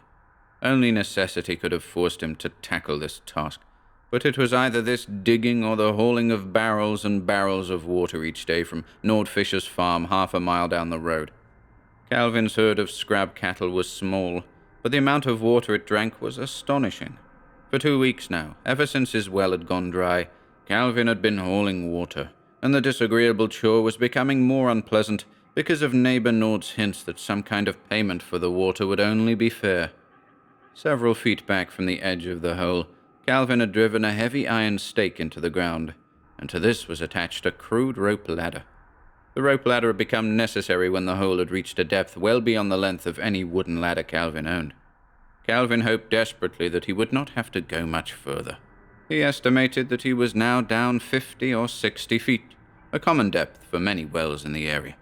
His greatest fear was that he would hit a layer of rock which would call for the services of a well-drilling outfit. Both his funds and his credit rating were far too low for such a team. Calvin picked up a bucket to which was attached a long rope and lowered it into the hole. It was Dora's back-breaking task to pull the bucket hand over hand after Calvin had filled it from the bottom of the hole. With a mumbled curse, Calvin emptied his pipe and started down the rope ladder. By the time he got to the bottom of the hole and had filled the bucket, Dora should be there to haul it up. If she weren't, she would hear about it. From the house, Dora saw Calvin prepare to enter the well, and she worked with desperate haste to complete her chores. She reached the hole just as a muffled shout from below indicated that the bucket was full. Summoning all her strength, Dora hauled the bucket up. She emptied it and then lowered it into the hole again. While she waited for the second bucket load, she examined the contents of the first. She was disappointed to find it had only the normal moistness of underground earth. No water seeped from it. In her own way, Dora was deeply religious, and at each 10th bucket she pulled up, she murmured an urgent prayer that it would contain more water in it than earth. She had settled at praying at every 10th bucket load because she did not believe it in good taste to pester God with every bucket. Also, she varied the wording of each prayer, feeling that God must become bored with the same plea repeated over and over. On this particular morning, as she lowered the bucket for its 10th loading, she prayed, "Please, God, let something happen this time. Let something really and truly happen so I won't have to haul up any more dirt." Something happened almost immediately. As the rope slackened in her hands, indicating that the bucket had reached the bottom, a scream of sheer terror came up from the hole, and the rope ladder jerked violently. Whimpering sounds of mortal fear sounded faintly, and the ladder grew taut with heavy strain. Dora fell to her knees and peered down into the darkness. "Calvin," she called. "Are you all right? What is it?" Then, with startling suddenness, Calvin appeared. At first, Dora was not sure it was Calvin. The usual redness of his face was gone. Now it was a yellowish green. He was trembling violently and had trouble breathing. It must have been a heart attack, Dora thought, and tried hard to control the surge of joy that came over her. Calvin lay upon the ground, panting. Finally, he gained control of himself. Under ordinary circumstances, Calvin did not converse with Dora, but now he seemed eager to talk. You know what happened down there?" he said in a shaky voice. "You know what happened? The complete bottom dropped right out of the hole. All of a sudden it went, and there I was, standing on nothing but air. If I hadn't grabbed a hold of the last rung of the ladder, why, that hole must be 1,000 feet the way the bottom dropped out of it." Calvin babbled on, but Dora didn't listen. She was amazed at the remarkable way in which her prayer had been answered. If the hole had no more bottom, there would be no more dirt to haul up. When Calvin had regained his strength, he crept to the edge of the hole and peered down. "What are you going to do, Calvin?" Dora asked timidly. "Do? I'm going to find out how far down that hole goes. Get the flashlight from the kitchen." Dora hurried off. When she returned, Calvin had a large ball of binder twine he had brought from the tool shed. He tied the flashlight securely to the end of the line, switched it on, and lowered it into the hole. He paid out the line for about 100 feet, and then stopped. The light was only a feeble glimmer down below, and revealed nothing. Calvin lowered the light another 100 feet, and this time it was only a twinkling speck as it swung at the end of the line. Calvin released another long length of twine, and another, and now the light was no longer visible, and the large ball of twine had shrunk to a small tangle. "Almost a full 1,000 feet," he whispered in awe. "And no bottom yet. Might as well pull it up." But the line did not come up with Calvin's pull. It stretched and grew taut, but it did not yield to his tugging. "Must be caught on something," Calvin muttered, and gave the line a sharp jerk. In reply, there was a downward jerk that almost tore the line from his hands. "Hey!" yelled Calvin. "The line, it jerked." But Calvin," Dora protested. "Don't Calvin me. I tell you, there's something on the end of this line." He gave another tug, and again the line was almost pulled from his hands. He tied the line to the stake and sat down to ponder the matter. "It doesn't make sense," he said, more to himself than to Dora. "What could be down underground a good 1,000 feet? Tentatively he reached and pulled lightly on the line. This time there was no response, and rapidly he began hauling it up. When the end of the line came into view, there was a small white pouch of a leather-like substance. Calvin opened the pouch with trembling fingers and shook into his palm a bar of yellow metal and a folded piece of parchment. The bar of metal was not large, but it seemed heavy for its size. Calvin got out his jackknife and scratched the point of the blade across the metal. The knife blade bit into it easily. "Gold," said Calvin, his voice shaky. "Must be a whole pound of it, and just for a measly flashlight. They must be crazy down there." He thrust the gold bar into his pocket and opened the small piece of parchment. One side was closely covered with a fine writing. Calvin turned it this way and that, and then tossed it on the ground. "Foreigners," he said. "No wonder they ain't got any sense. But it's plain they need flashlights." "But Calvin," said Dora, "how could they get down there? There ain't any mines in this part of the country." "Ain't you ever heard of them secret government projects?" asked Calvin scornfully. "This must be one of them. I'm going to town to get me a load of flashlights. They must need 'em bad. Now, mind you watch that hole good. Don't let no one go near it." Calvin strode to the battered truck which was standing near the barn, and a minute later was rattling down the highway towards Harmony Junction. Dora picked up the bit of parchment which Calvin had thrown away. She could make nothing of the writing on it. It was all very strange. If it were some secret government undertaking, why would foreigners be taking part? And why would they need flashlights so urgently as to pay a fortune for one? Suddenly it occurred to her that possibly the people down below didn't know there were English-speaking people up above. She hurried into the house and rummaged through Calvin's rickety desk for paper and pencil. In her search she found a small, ragged dictionary, and she took this with her to the kitchen table. Spelling didn't come easily to Dora. Her note was a series of questions. Why were they down there? Who were they? Why did they pay so much for an old flashlight? As she started for the well, it occurred to her that possibly the people down there might be hungry. She went back to the kitchen and wrapped a loaf of bread and a fair-sized piece of ham in a clean dish towel. She added a P.S. to her note, apologizing for the fact that she had nothing better to offer them. Then the thought came to her that since the people down below were obviously foreigners and possibly not too well versed in English, the small dictionary might be of help to them in answering her note. She wrapped the dictionary with the food in the towel. It took Dora a long time to lower the bucket, but finally the twine grew slack in her hands, and she knew the bucket had reached the bottom. She waited for a few moments and then tugged the line gently. The line held firm below, and Dora seated herself on the mound of earth to wait. The warm sunlight felt good on her back, and it was pleasant to sit and do nothing. She had no fear that Calvin would return soon. She knew that nothing on earth or under it could keep Calvin from visiting a number of bars once he was in town, and that with each tavern visited, time would become more and more meaningless to him. She doubted that he would return before morning. After half an hour, Dora gave the line a questioning tug, but it did not yield. She did not mind. It was seldom that she had time to idle away. Usually when Calvin went to town, he burdened her with chores that were to be done during his absence, coupling each order with a threat of what awaited her should his instructions not be carried out. Dora waited another half hour before tugging at the line again. This time there was a sharp answering jerk, and Dora began hauling the bucket upward. It seemed much heavier now, and twice she had to pause for a rest. When the bucket reached the surface, she saw why it was heavier. "My goodness," she murmured as she viewed the dozen or so yellow metal bars in the bucket. "They must be real hungry down there."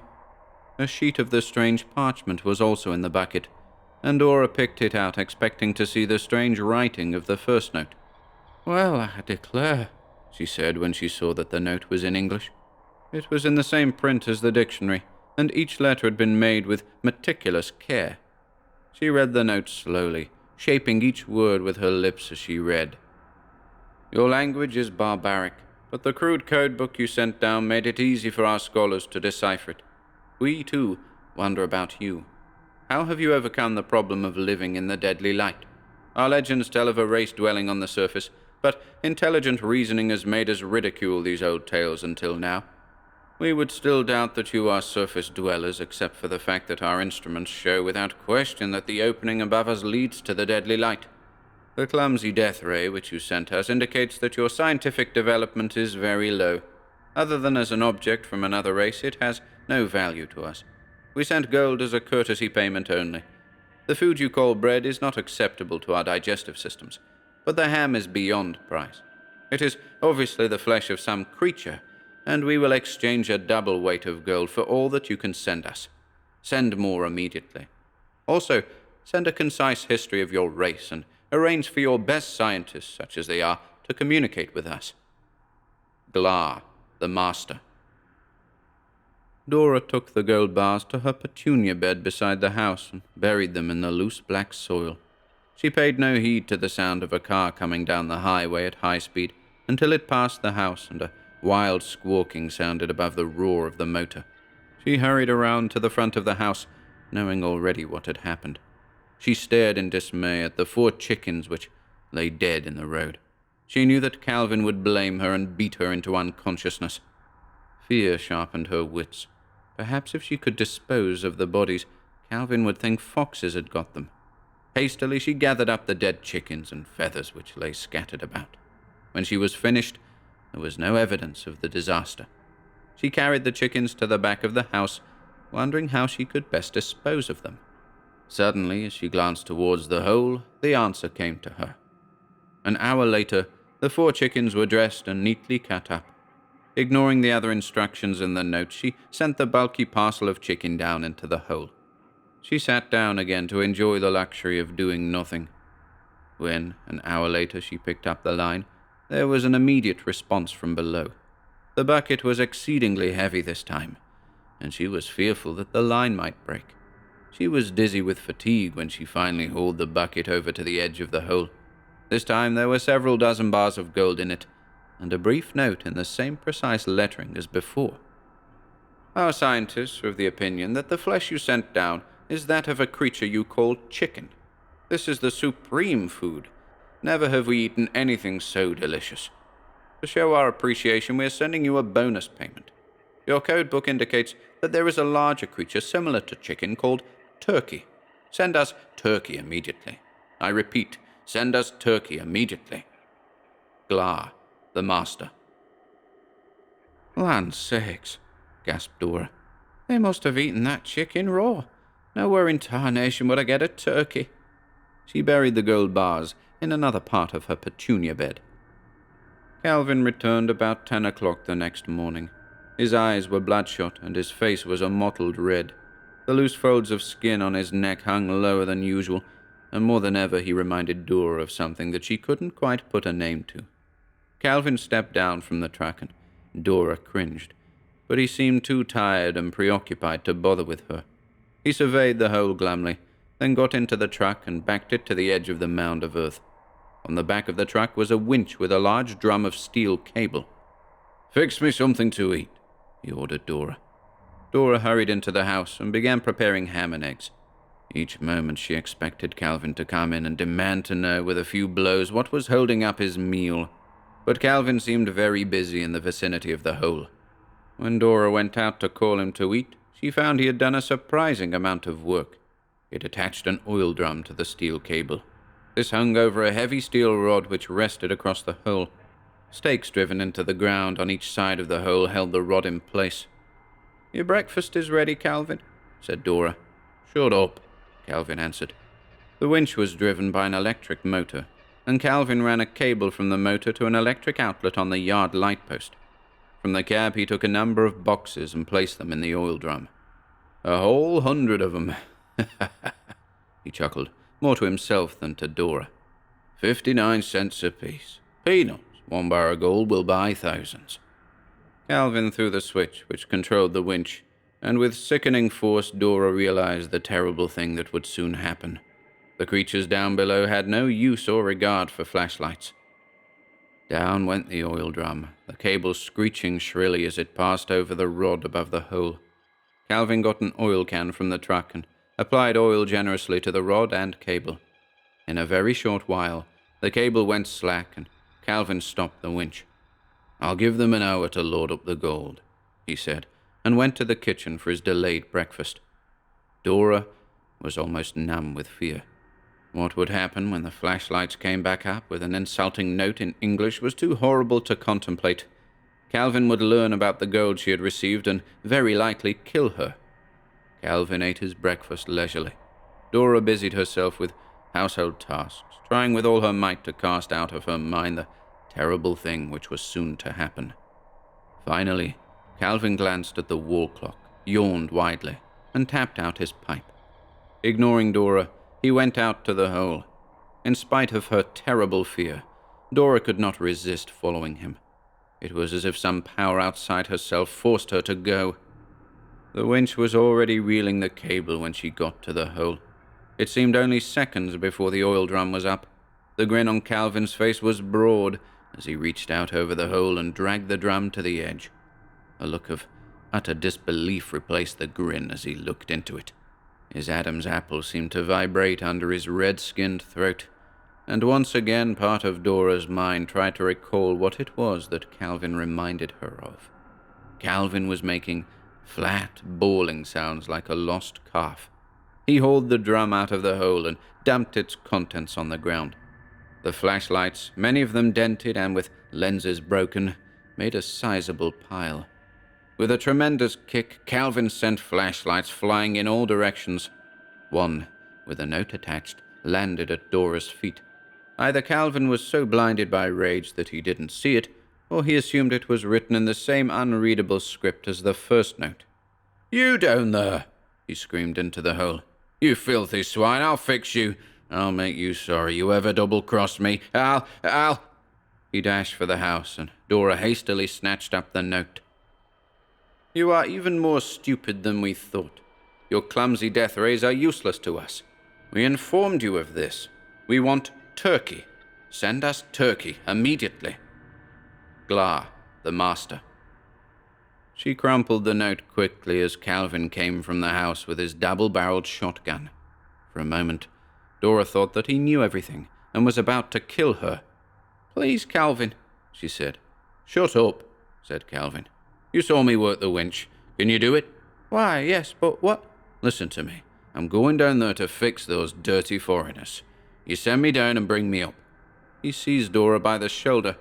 "And if you mess things up, I'll fix you too. I'll really and truly fix you." Dora nodded dumbly. Calvin put his gun in the oil drum and pushed it to the center of the hole. Then, hanging onto the cable, he carefully lowered himself into the drum. "Give me just 1 hour to run those dirty rats down, then bring me back up," he said. Dora threw the switch, and the oil drum went down. When the cable slackened, she stopped the winch. She spent most of the next hour praying that Calvin would not find the people down there and become a murderer. Exactly an hour later, Dora started the oil drum upward. The motor labored mightily as though under a tremendous strain, and the cables seemed stretched almost to breaking point.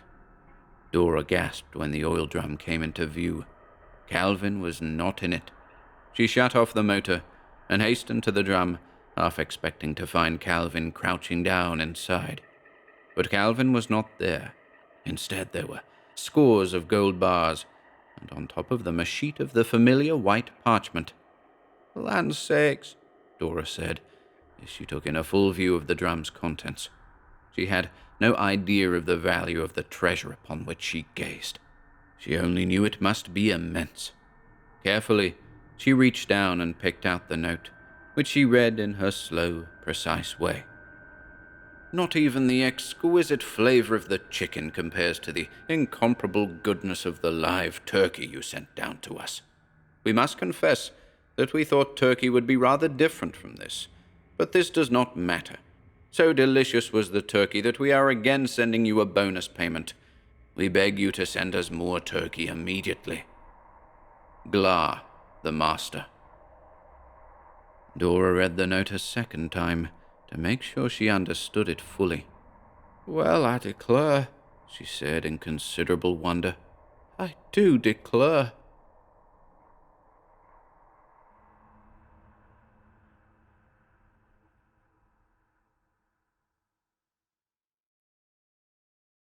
Sredni Vashtar by Saki. Conradine was 10 years old, and the doctor had pronounced his professional opinion that the boy would not live another 5 years. The doctor was silky and effete, and counted for little, but his opinion was endorsed by Mrs. de Ropp, who counted for nearly everything.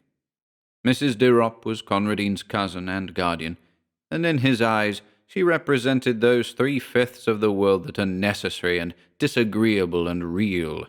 The other 2/5, in perpetual antagonism to the foregoing, were summed up in himself and his imagination.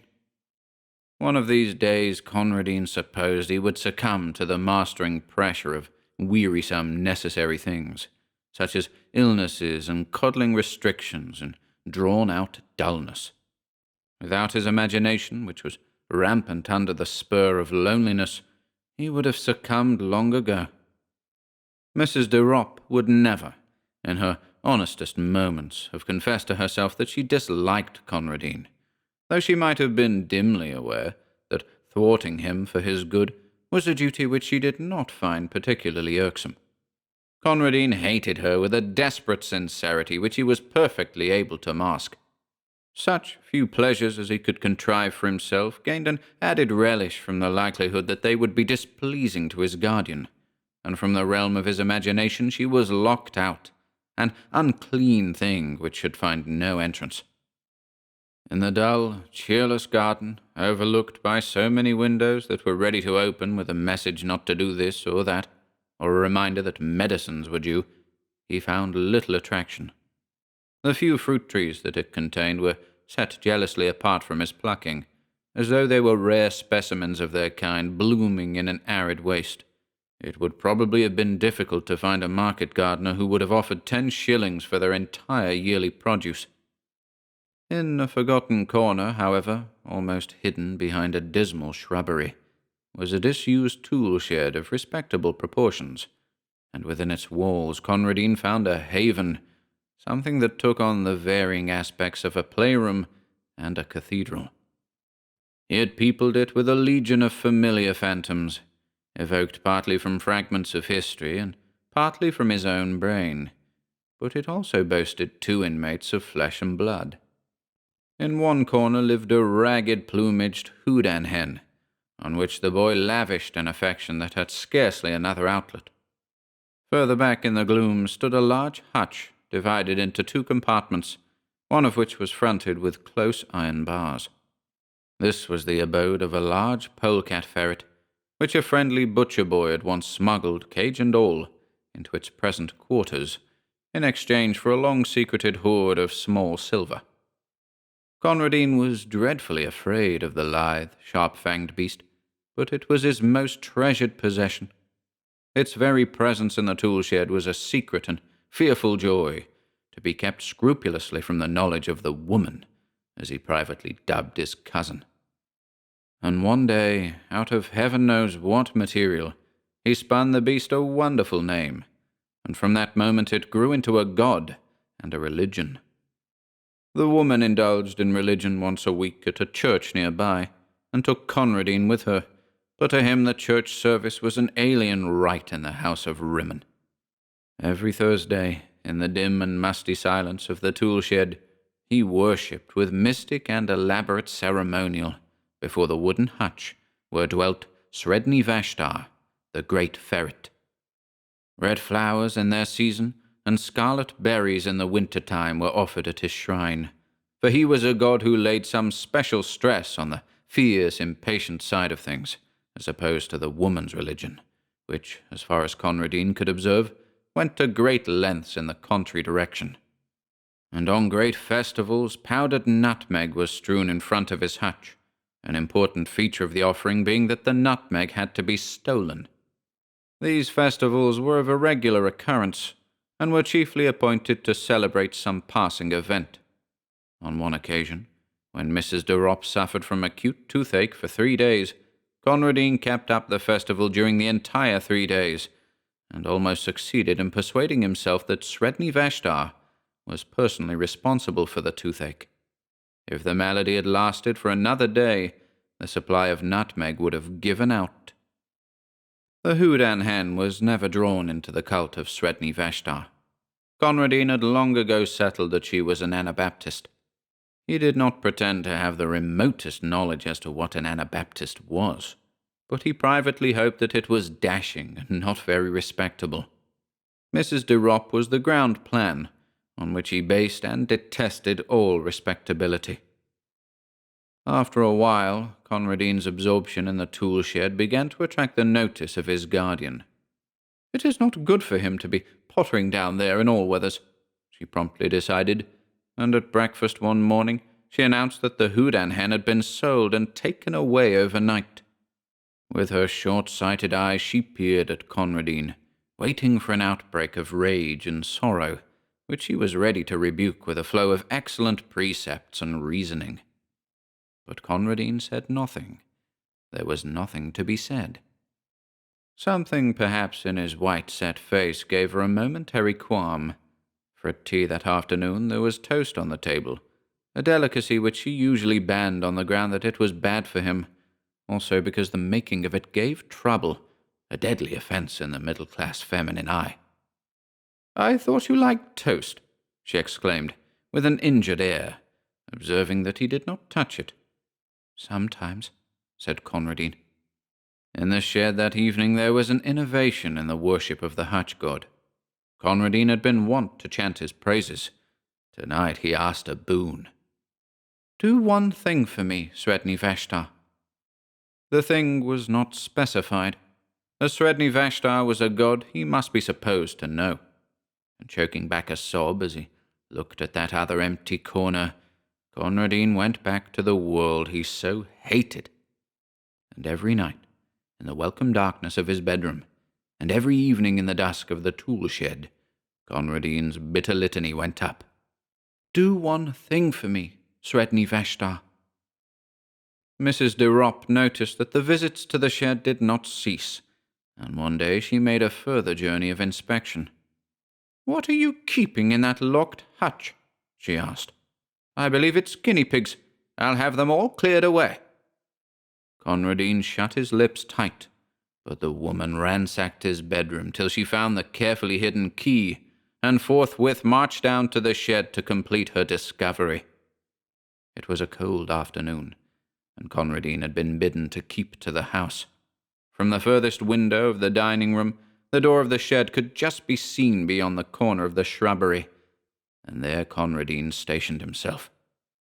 He saw the woman enter, and then he imagined her opening the door of the sacred hutch and peering down with her short-sighted eyes into the thick straw bed where his god lay hidden. Perhaps she would prod at the straw in her clumsy impatience. and Conradin fervently breathed his prayer for the last time. But he knew as he prayed that he did not believe. He knew that the woman would come out presently with that pursed smile he loathed so well on her face, and that in an hour or two the gardener would carry away his wonderful god, a god no longer, but a simple brown ferret in a hutch. And he knew that the woman would triumph, always as she triumphed now, and that he would grow ever more sickly under her pestering and domineering and superior wisdom, till one day nothing would matter much more with him, and the doctor would be proved right. And in the sting and misery of his defeat, he began to chant loudly and defiantly the hymn of his threatened idol. Sredni Vashtar went forth. His thoughts were red thoughts, and his teeth were white. His enemies called for peace, but he brought them death. Sredni Vashtar the beautiful. And then of a sudden he stopped his chanting, and drew closer to the window pane. The door of the shed still stood ajar as it had been left, and the minutes were slipping by. They were long minutes, but they slipped by nevertheless.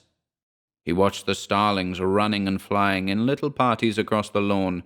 He counted them over and over again, with one eye always on that swinging door.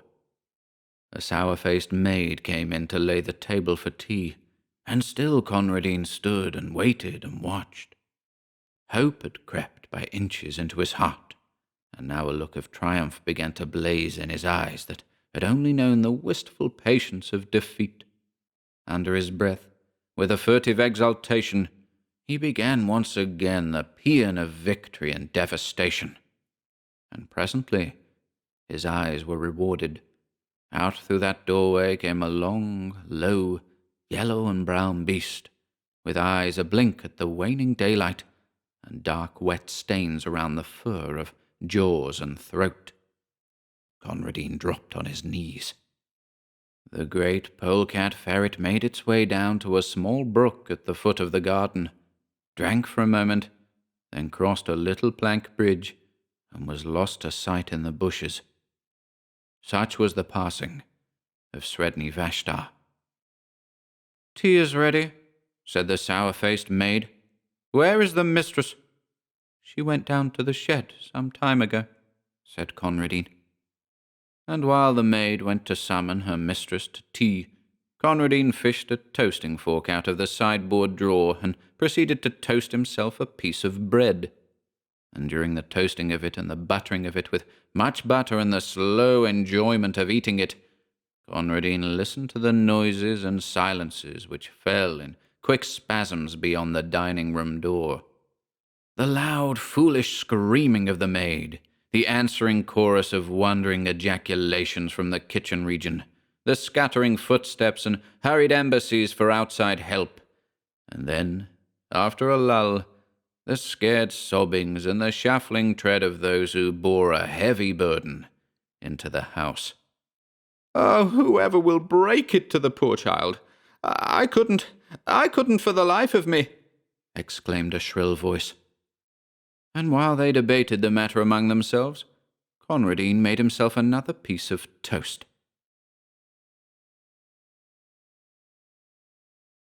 Mother of Toads by Clark Ashton Smith. "Why must you always hurry away, my little one?" The voice of Mare Antoinette, the witch, was an amorous croaking. She ogled Pierre, the apothecary's young apprentice, with eyes full-orbed and unblinking as those of a toad. The folds beneath her chin swelled like the throat of some great batrachian. Her short, flat fingers, outspread on her soiled apron, revealed an appearance as of narrow webs between their first flanges. Pierre Baudon, as usual, gave no answer, but turned his eyes from Mare Antoinette with an air of impatience. Her voice, raucously coaxing, persisted. "Stay a while tonight, my pretty orphan. No one will miss you in the village, and your master will not mind." Pierre tossed his head with the disdain of a young Adonis. The witch was more than twice his age, and her charms were too uncouth and unsavory to tempt him for an instant. She was repellently fat and lumpish, and her skin possessed an unwholesome pallor. Also, her repute was such as to have nullified the attractions of a younger and fairer sorceress.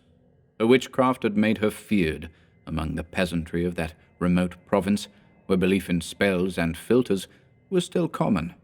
The people of Averoigne called her La Mare de Crapons, Mother of Toads, a name given for more than one reason. Toads swarmed innumerably about her hut.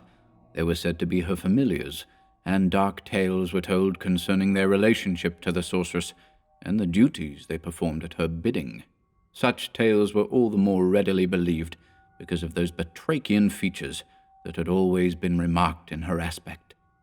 The youth disliked her, even as he disliked the sluggish, abnormally large toads on which he had sometimes trodden in the dusk upon the path between her hut and the village of Les Bouts. He could hear some of these creatures croaking now, and it seemed, weirdly, that they uttered half-articulate echoes of the witch's words. It would be dark soon, he reflected. The path along the marshes was not pleasant by night, and he felt doubly anxious to depart. Still without replying to Mare Antoinette's invitation, he reached for the black triangular vial she had set before him on her greasy table. The vial contained a philtre of curious potency, which his master, Alon le Dandon, had sent him to procure. Le Dandon, the village apothecary, was wont to deal surreptitiously in certain dubious medicaments supplied by the witch, and Pierre had often gone on such errands to her osier hidden hut.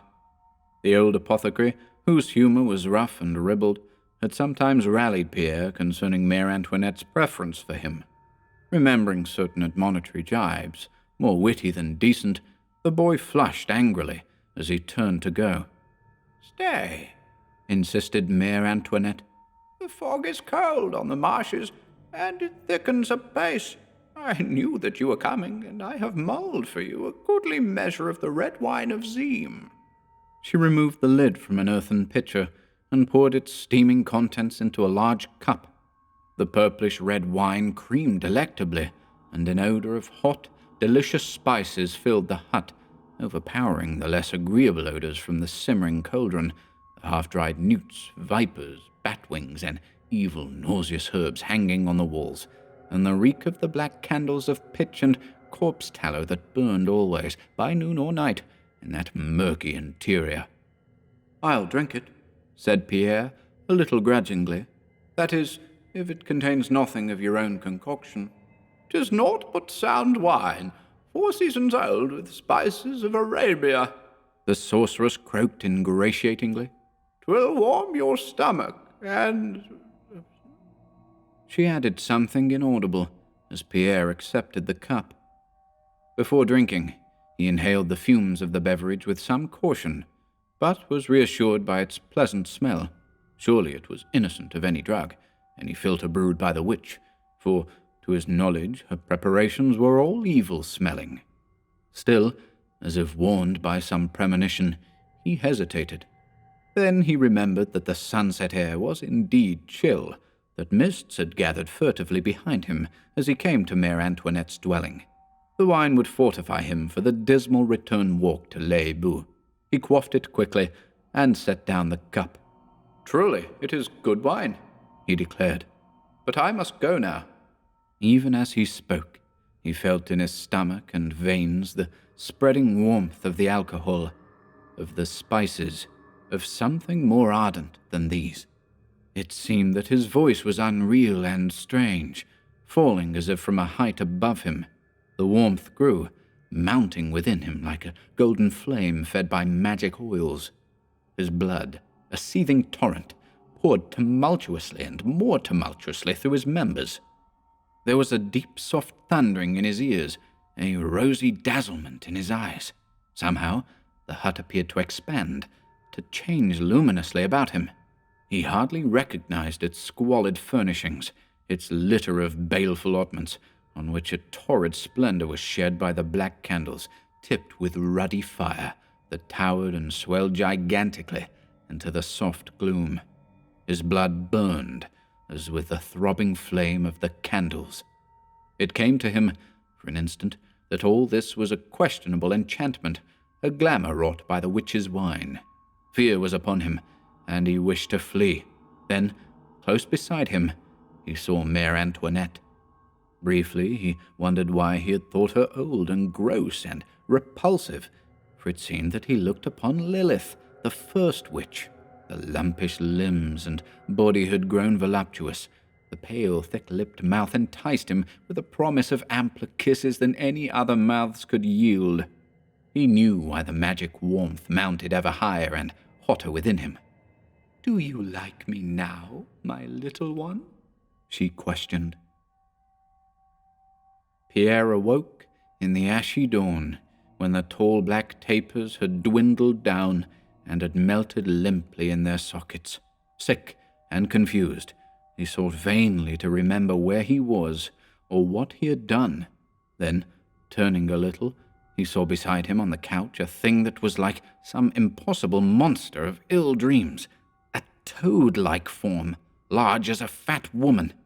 Its limbs were somehow like a woman's arms and legs. Its pale, warty body pressed and bulged against him, and he felt the rounded softness of something that resembled a breast. Nausea rose within him as memory of that delirious night returned. Most foully, he had been beguiled by the witch and had succumbed to her evil enchantments. It seemed that an incubus smothered him, weighing upon all his limbs and body. He shut his eyes, that he might no longer behold the loathsome thing that was Mare Antoinette in her true semblance. Slowly, with prodigious effort, he drew himself away from the crushing nightmare shape. It did not stir or appear to waken, and he slid quickly from the couch. Again, compelled by a noisome fascination, he peered at the thing on the couch, and saw only the gross form of Mare Antoinette. Perhaps his impression of a great toad beside him had been but an illusion, a half-dream that lingered after slumber. He lost something of his nightmarish horror, but his gorge still rose in a sick disgust, remembering the lewdness to which he had yielded. Fearing that the witch might awaken at any moment and seek to detain him, he stole noiselessly from the hut. It was broad daylight, but a cold, hueless mist lay everywhere, shrouding the reedy marshes and hanging like a ghostly curtain on the path he must follow to Les Boues. Moving and seething always, the mist seemed to reach toward him with intercepting fingers as he started homeward. He shivered at its touch. He bowed his head and drew his cloak closer around him. Thicker and thicker the mist swirled, coiling, writhing endlessly, as if to bar Pierre's progress. He could discern the twisting, narrow path for only a few paces in advance. It was hard to find the familiar landmarks, hard to recognize the osiers and willows that loomed suddenly before him like grey phantoms, and faded again into the white nothingness as he went onward. Never had he seen such fog.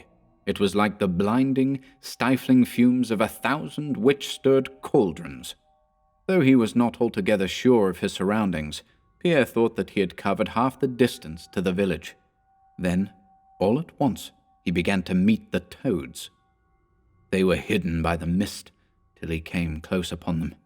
Misshapen, unnaturally big and bloated, they squatted in his way on the little footpath, or hopped sluggishly before him from the pallid gloom on either hand. Several struck against his feet with a horrible and heavy flopping. He stepped unaware upon one of them, and slipped in the squashy noisomeness it had made, barely saving himself from a headlong fall on the bog's rim. Black, miry water gloomed close beside him as he staggered there. Turning to regain his path, he crushed others of the toads to an abhorrent pulp under his feet. The marshy soil was alive with them. They flopped against him from the mist, striking his legs, his bosom, his very face with their clammy bodies. They rose up by scores like a devil-driven legion. It seemed that there was a malignance, an evil purpose in their movements, in the buffeting of their violent impact. He could make no progress on the swarming path, but lurched to and fro, slipping blindly and shielding his face with lifted hands. He felt an eerie consternation, an eldritch horror. It was as if the nightmare of his awakening in the witch's hut had somehow returned upon him. The toads came always from the direction of Les Baux, as if to drive him back toward Mère Antoinette's dwelling. They bounded against him like a monstrous hail, like missiles flung by unseen demons. The ground was covered by them. The air was filled with their hurtling bodies. Once he nearly went down beneath them. Their number seemed to increase. They pelted him in a noxious storm. He gave way before them. His courage broke, and he started to run at random, without knowing that he had left the safe path. Losing all thought of direction, in his frantic desire to escape from those impossible myriads, he plunged on amid the dim reeds and sedges, over ground that quivered gelatinously beneath him. Always at his heels, he heard the soft, heavy flopping of the toads, and sometimes they rose up like a sudden wall to bar his way and turn him aside. More than once, they drove him back from the verge of hidden quagmires into which he would otherwise have fallen. It was as if they were herding him deliberately and concertedly to a destined goal. Now, like the lifting of a dense curtain, the mist rolled away, and Pierre saw before him, in a golden dazzle of morning sunshine, the green, thick-growing osiers that surrounded Mère Antoinette's hut. The toads had all disappeared, though he could have sworn that hundreds of them were hopping close about him an instant previously. With a feeling of helpless fright and panic, he knew that he was still within the witch's toils, that the toads were indeed her familiars, as so many people believed them to be. They had prevented his escape, and had brought him back to the foul creature, whether woman, batrachian, or both, who was known as the Mother of Toads. Pierre's sensations were those of one who sinks momently deeper into some black and bottomless quicksand. He saw the witch emerge from the hut and come toward him. Her thick fingers, with pale folds of skin between them like the beginnings of a web, were stretched and flattened on the steaming cup that she carried. A sudden gust of wind arose as if from nowhere, and bore to Pierre's nostrils the hot, familiar spices of the drugged wine. "Why did you leave so hastily, my little one?" There was an amorous wheedling in the very tone of the witch's question. "I should not have let you go without another cup of the good red wine, mulled and spiced for the warming of your stomach. See, I have prepared it for you, knowing that you would return." She came very close to him as she spoke, leering and sidling, and held the cup toward his lips. Pierre grew dizzy with the strange fumes and turned his head away. It seemed that a paralyzing spell had seized his muscles, for the simple movement required an immense effort. His mind, however, was still clear, and the sick revulsion of that nightmare dawn returned upon him. He saw again the great toad that had lain at his side when he awakened. "I will not drink your wine," he said firmly. "You are a foul witch, and I loathe you. Let me go." "Why do you loathe me?" croaked Mère Antoinette. "I can give you all that other women give, and more." "You are not a woman," said Pierre. "You are a big toad. I saw you in your true shape this morning.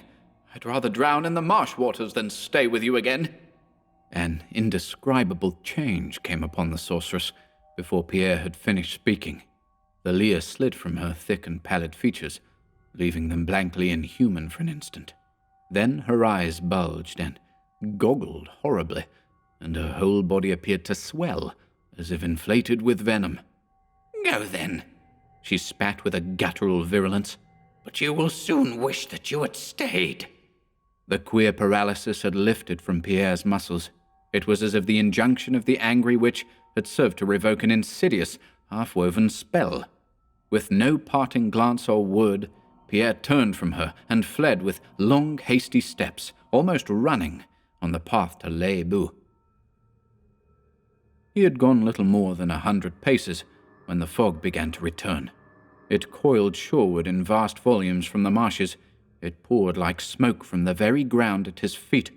Almost instantly, the sun dimmed to a wan silver disk and disappeared. The blue heavens were lost in the pale and seething voidness overhead. The path before Pierre was blotted out, till he seemed to walk on the sheer rim of a white abyss that moved with him as he went. like the clammy arms of spectres with death-chill fingers that clutched and caressed, the weird mists drew closer still about Pierre. They thickened in his nostrils and throat. They dripped in a heavy dew from his garments. They choked him with a fetor of rank waters and putrescent ooze, and a stench as of liquefying corpses that had risen somewhere to the surface amid the fen. Then, from the blank whiteness, the toads assailed Pierre in a surging, solid wave that towered above his head and swept him from the dim path with the force of falling seas as it descended.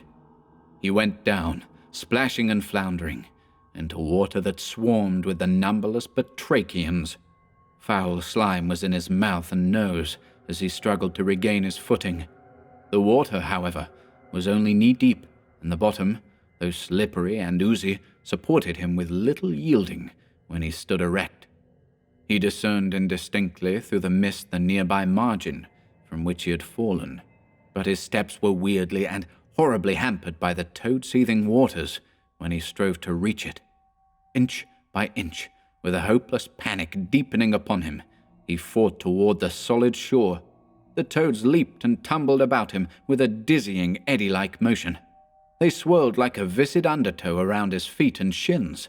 They swept and swirled in great loathsome undulations against his retarded knees. However, he made slow and painful progress, till his outstretched fingers could almost grasp the wiry sedges that trailed from the low bank. Then, from that mist-bound shore, there fell and broke upon him a second deluge of these demoniac toads, and Pierre was borne helplessly backward into the filthy waters. Held down by the piling and crawling masses, and drowning in nauseous darkness at the thick oozed bottom, he clawed feebly at his assailants. For a moment, ere oblivion came, his fingers found among them the outlines of a monstrous form that was somehow toad-like, but large and heavy as a fat woman.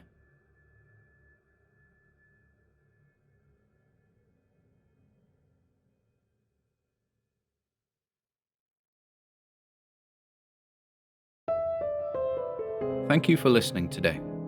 If you'd like to support our work here at HorrorBabble, be sure to check out the video description below, where you'll find links to our Bandcamp and Patreon pages, our merch store over at Teespring, and further information relating to our releases on Audible, iTunes, and Spotify. And until next time,